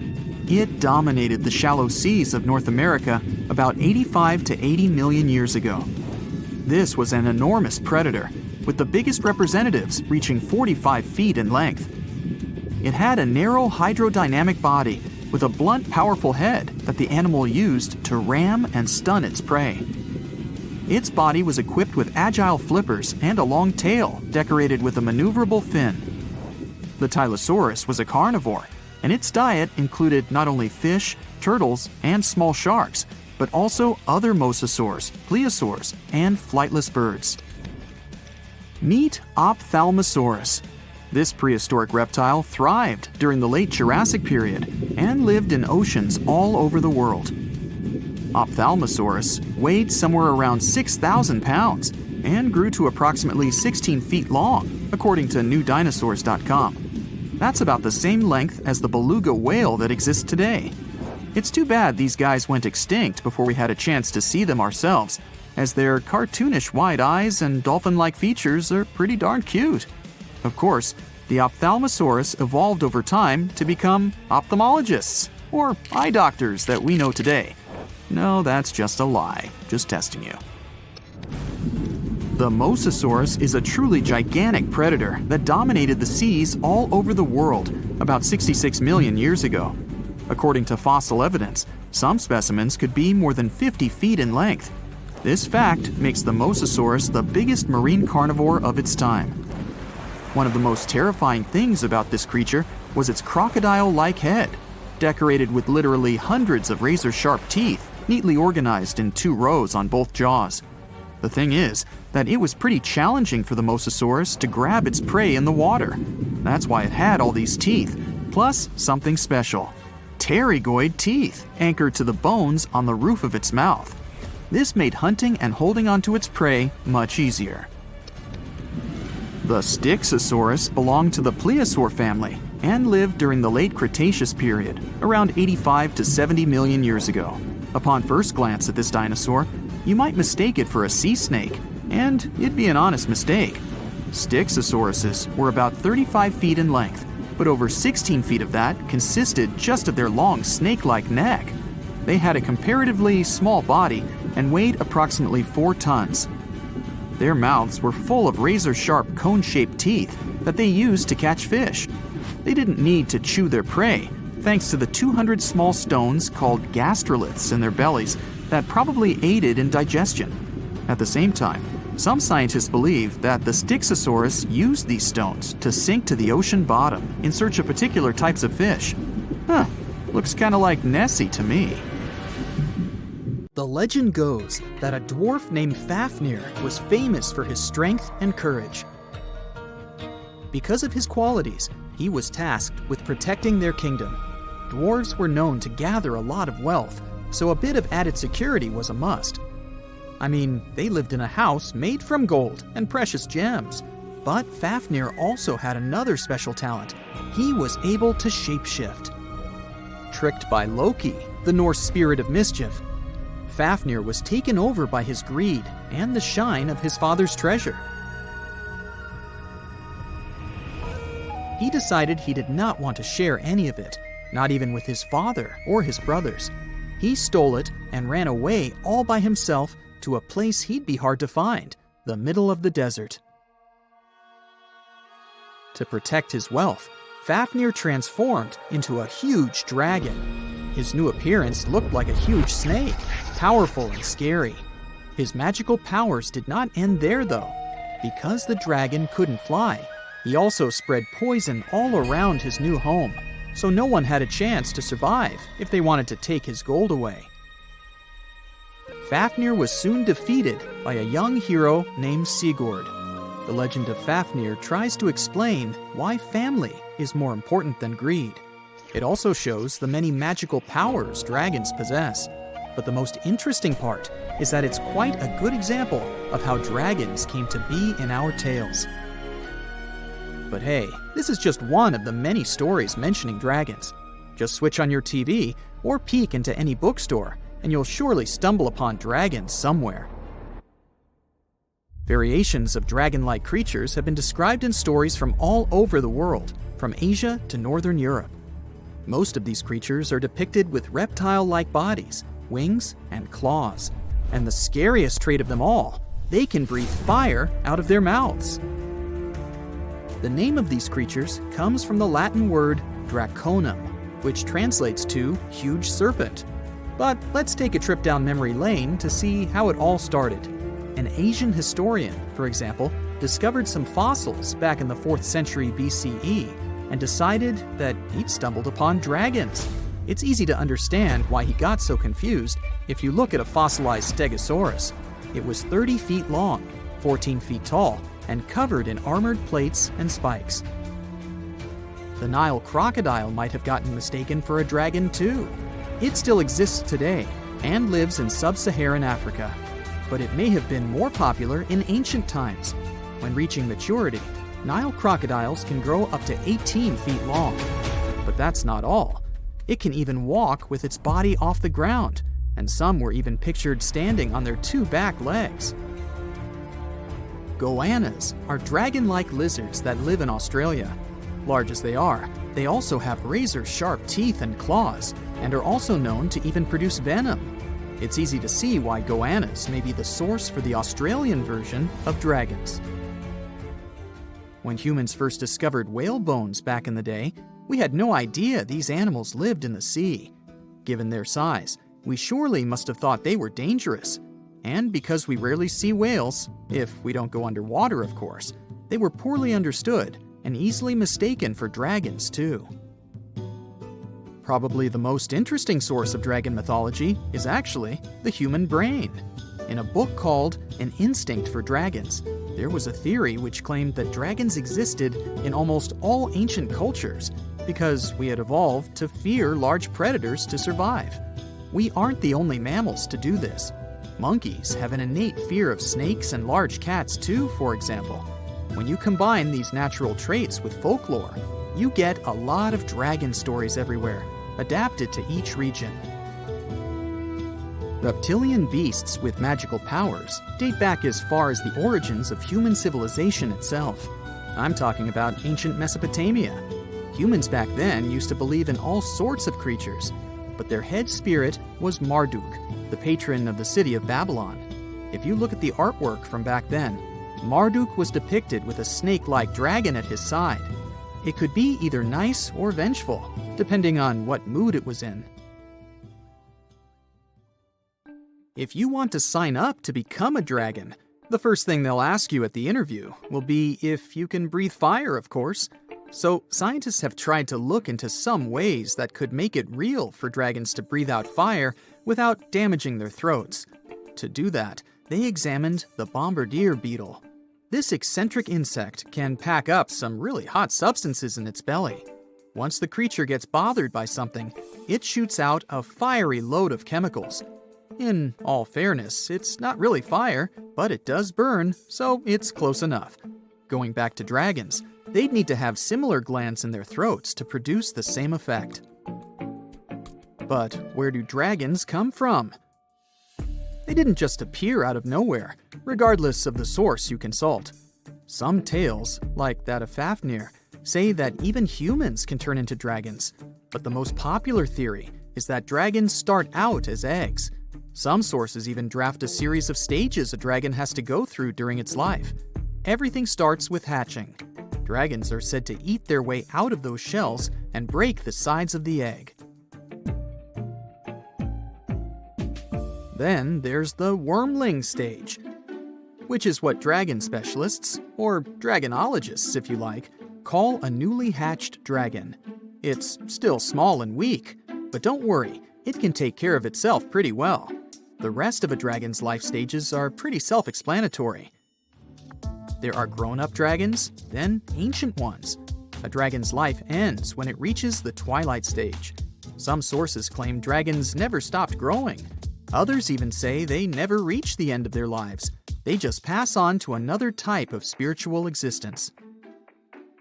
Dragons are known to be the symbol of a lot of different things, but that all depends on their origin. In some regions of Asia, they are known to bring luck, power, and wealth.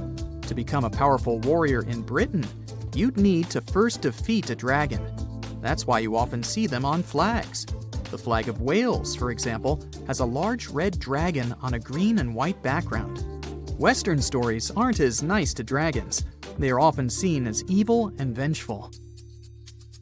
Another myth associated with dragons is that they love gold and precious stones. This greedy side of their temperament seems to date back to ancient Greece, where dragons were tasked with guarding treasures. Some of these guarding dragons were seen in such tales as The Hobbit and in the Harry Potter series. As for dragons' magical abilities, they also vary a lot. Some were said to have blood with supernatural properties. Some were rumored to be able to speak. Others were famous for their wisdom. A lot of dragons in ancient literature could fly or shapeshift, even into humans. Some real-life creatures got their names thanks to bearing a resemblance to dragons, like the dragonfly that has more than 5,000 subspecies we know about. It got its name from folklore tales, as Europeans in the Middle Ages saw it as an evil insect. Dragonflies were accused of some really nasty things, like biting people's eyes and mouths. But the creature that resembles mythical dragons most is a reptile called the flying dragon. They're seen in wooded areas of Southeast Asia. They don't really have wings per se, but parts of their ribs are elongated to support some extra skin that allows them to leap through the air between trees. Those wings are also brightly colored and contrast with their brown bodies. Currently, there are approximately 20 billion animals inhabiting our world. If everything were ideal, we would have 5 billion more animals on Earth. But many species have gone extinct, and around 44,000 species are currently endangered. The largest, most recent mass extinction event in history occurred during the dinosaur era, leading to the eradication of 75% of species on Earth. The Tulachi wallaby is a long-lost relative of today's kangaroo, but they had a hidden superpower, night vision. That's why they were mostly active at night. They were 3 feet tall and fed on grass, fruit leaves, and other plants. Wallabies lived in grassy areas near swamps and other water bodies, but not for long. By the 19th century, their numbers had gone down, bringing them to the edge of extinction. Only 14 wallabies had been left in the wild by 1920. A rescue mission was launched. They tried to capture the last 14 animals to protect them. But the situation got out of control and 10 wallabies lost their lives. The 4 remaining ones were transferred to a special facility, and in 1935, the last animal passed away. Only one picture of the Tulachi wallaby is left now. There were reports of the animal's sightings after that, but no proof was shown, and the creature was officially declared extinct in the 70s. Short-faced bears were a unique species that lived in North America, particularly Alaska. It was a massive bear, weighing around 1,500 pounds. When standing on its hind legs, it was around 12 feet tall, a whole foot taller than today's biggest beast in this family, the polar bear. This animal was different from today's bears because almost all of them are omnivores, except for polar bears. But this monster was solely carnivorous, which was the reason for their extinction. During the end of the Ice Age, many herbivores were gone, and those bears did not have enough food to survive. They were the Usain Bolt of the bear world, the fastest Bruins to have ever lived, reaching a top speed of 40 miles per hour, which is 5 miles faster than grizzlies. There are around 400 million pigeons in the world now. Some time ago, in America, a species of birds called passenger pigeons were abundant throughout the country, especially in the eastern forests. There were more than 1 billion of them, but they went from 1 billion to 0 in a few years.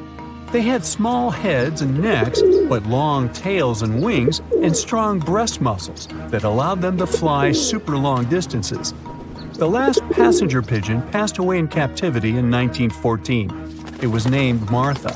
With that, the ecosystem in the U.S. has never seen this bird again. Now, elks are enormous animals, but they look tiny when you compare them to long-gone Irish elks. That elk was around 7 feet tall at the shoulder with a humongous antler of 12 feet. Today, elk are only 4.5 feet tall at the shoulder and have around 4-foot-long antlers. Despite its name, this elk was found all over the world, from Asia to Europe. It got its name because, in Ireland near Dublin, researchers found a perfectly preserved specimen. Since then, it's been called the Irish elk. The last one passed away in Ireland. The main reason for their disappearance was their inability to adapt to changes. When the Ice Age ended, the elk could not survive and became extinct. Now, somewhere deep in the forests of Costa Rica lives the interesting-looking golden toad. It was discovered in 1966 in one particular spot where all toads would gather to mate. In 1967, a large population of this golden nugget was noted in that same spot. But the following year, only 10 to 11 toads were seen, and the year after that, in 1968, only one lonely male toad showed up at the spot. For years, there were searches for golden toads. In 2004, the toads were officially declared extinct. Humans were not responsible this time. The drought in the area in the 80s had a significant impact on the toads. Still, the last straw was the arrival of a new fungal species that caused the animal's skin to thicken, eventually leading to the toad passing away. This chytrid fungus is responsible for the extinction of more than 90 frog and amphibian species, becoming one of the biggest threats to their lives. Now, Canada is a very cold country, no surprise there, and nobody would expect tropical birds like parrots to live there. However, there was a parrot species that lived in America and some parts of Canada. I'm talking about the Carolina parakeet. Those were truly beautiful birds with orange-yellowish heads and green bodies. Their favorite rest spots were big trees alongside rivers. This parrot's favorite food was cocklebur seeds, which are poisonous to us, but the bird had no problem eating them. Also, they used the dangerous cockleburrs as a defense mechanism. After they ingested loads of them, their meat became poisonous, and predators do not enjoy eating toxic birds. Carolina parakeets were abundant, there were millions of them. But since the Ice Age, their numbers had been gradually going down because of natural reasons, mainly temperature. By 1935, no such parakeets were left in the wild. Today's African lion had a much more prominent and notorious cousin, the Barbary lion. Those cats were mentioned in many famous old books. They were described as mean, terrifying beasts. It's believed that they were the largest lion species ever. Those big cats weighed around 600 pounds and were 9 feet from the head to tail. Unfortunately, this lion was declared extinct in the 90s due to many factors. Today, we only have one photo of this animal taken from a plane. Paradise parrots were native to Australia. They were genuinely amazing birds with captivating colors. What was unique about them was their nesting habits. They only nested in termite mounds. This parrot was always on the edge of extinction, and the reason for that is still unknown. Mice, rats, and other animals also hunted them, and it added fuel to the fire. The last bird was spotted in the year 1972. Since then, paradise parrots have only been seen in museums. The Gulf of Mexico was once home to Caribbean monk seals. This species of seals enjoyed spending time in the warm subtropical climate of the Caribbean. Most of the time, they were found near reefs and islands, foraging for food. Like most of us, they also loved sandy beaches and were usually seen in groups of 100 seals, resting before the next adventure. In the year 1886, monk seals were declared extinct. You can still see this animal in 2 museums. Both are located in the UK. As we all know, zebras have black and white stripes. But once, a zebra species had only half the body covered with brown and white stripes. The rest was just brown, and the belly was white. It was called the quagga. They lived in the southern part of Africa in grass fields and wet pastures, like today's zebras, and ate grass and other plants. The last quagga perished in 1888, but not all hope is lost. Today, extensive research is being done to bring this animal back into the wild. Australia is home to many outlandish animals, but the craziest ones are probably gastric brooding frogs. This species is not like your ordinary frog that lays eggs.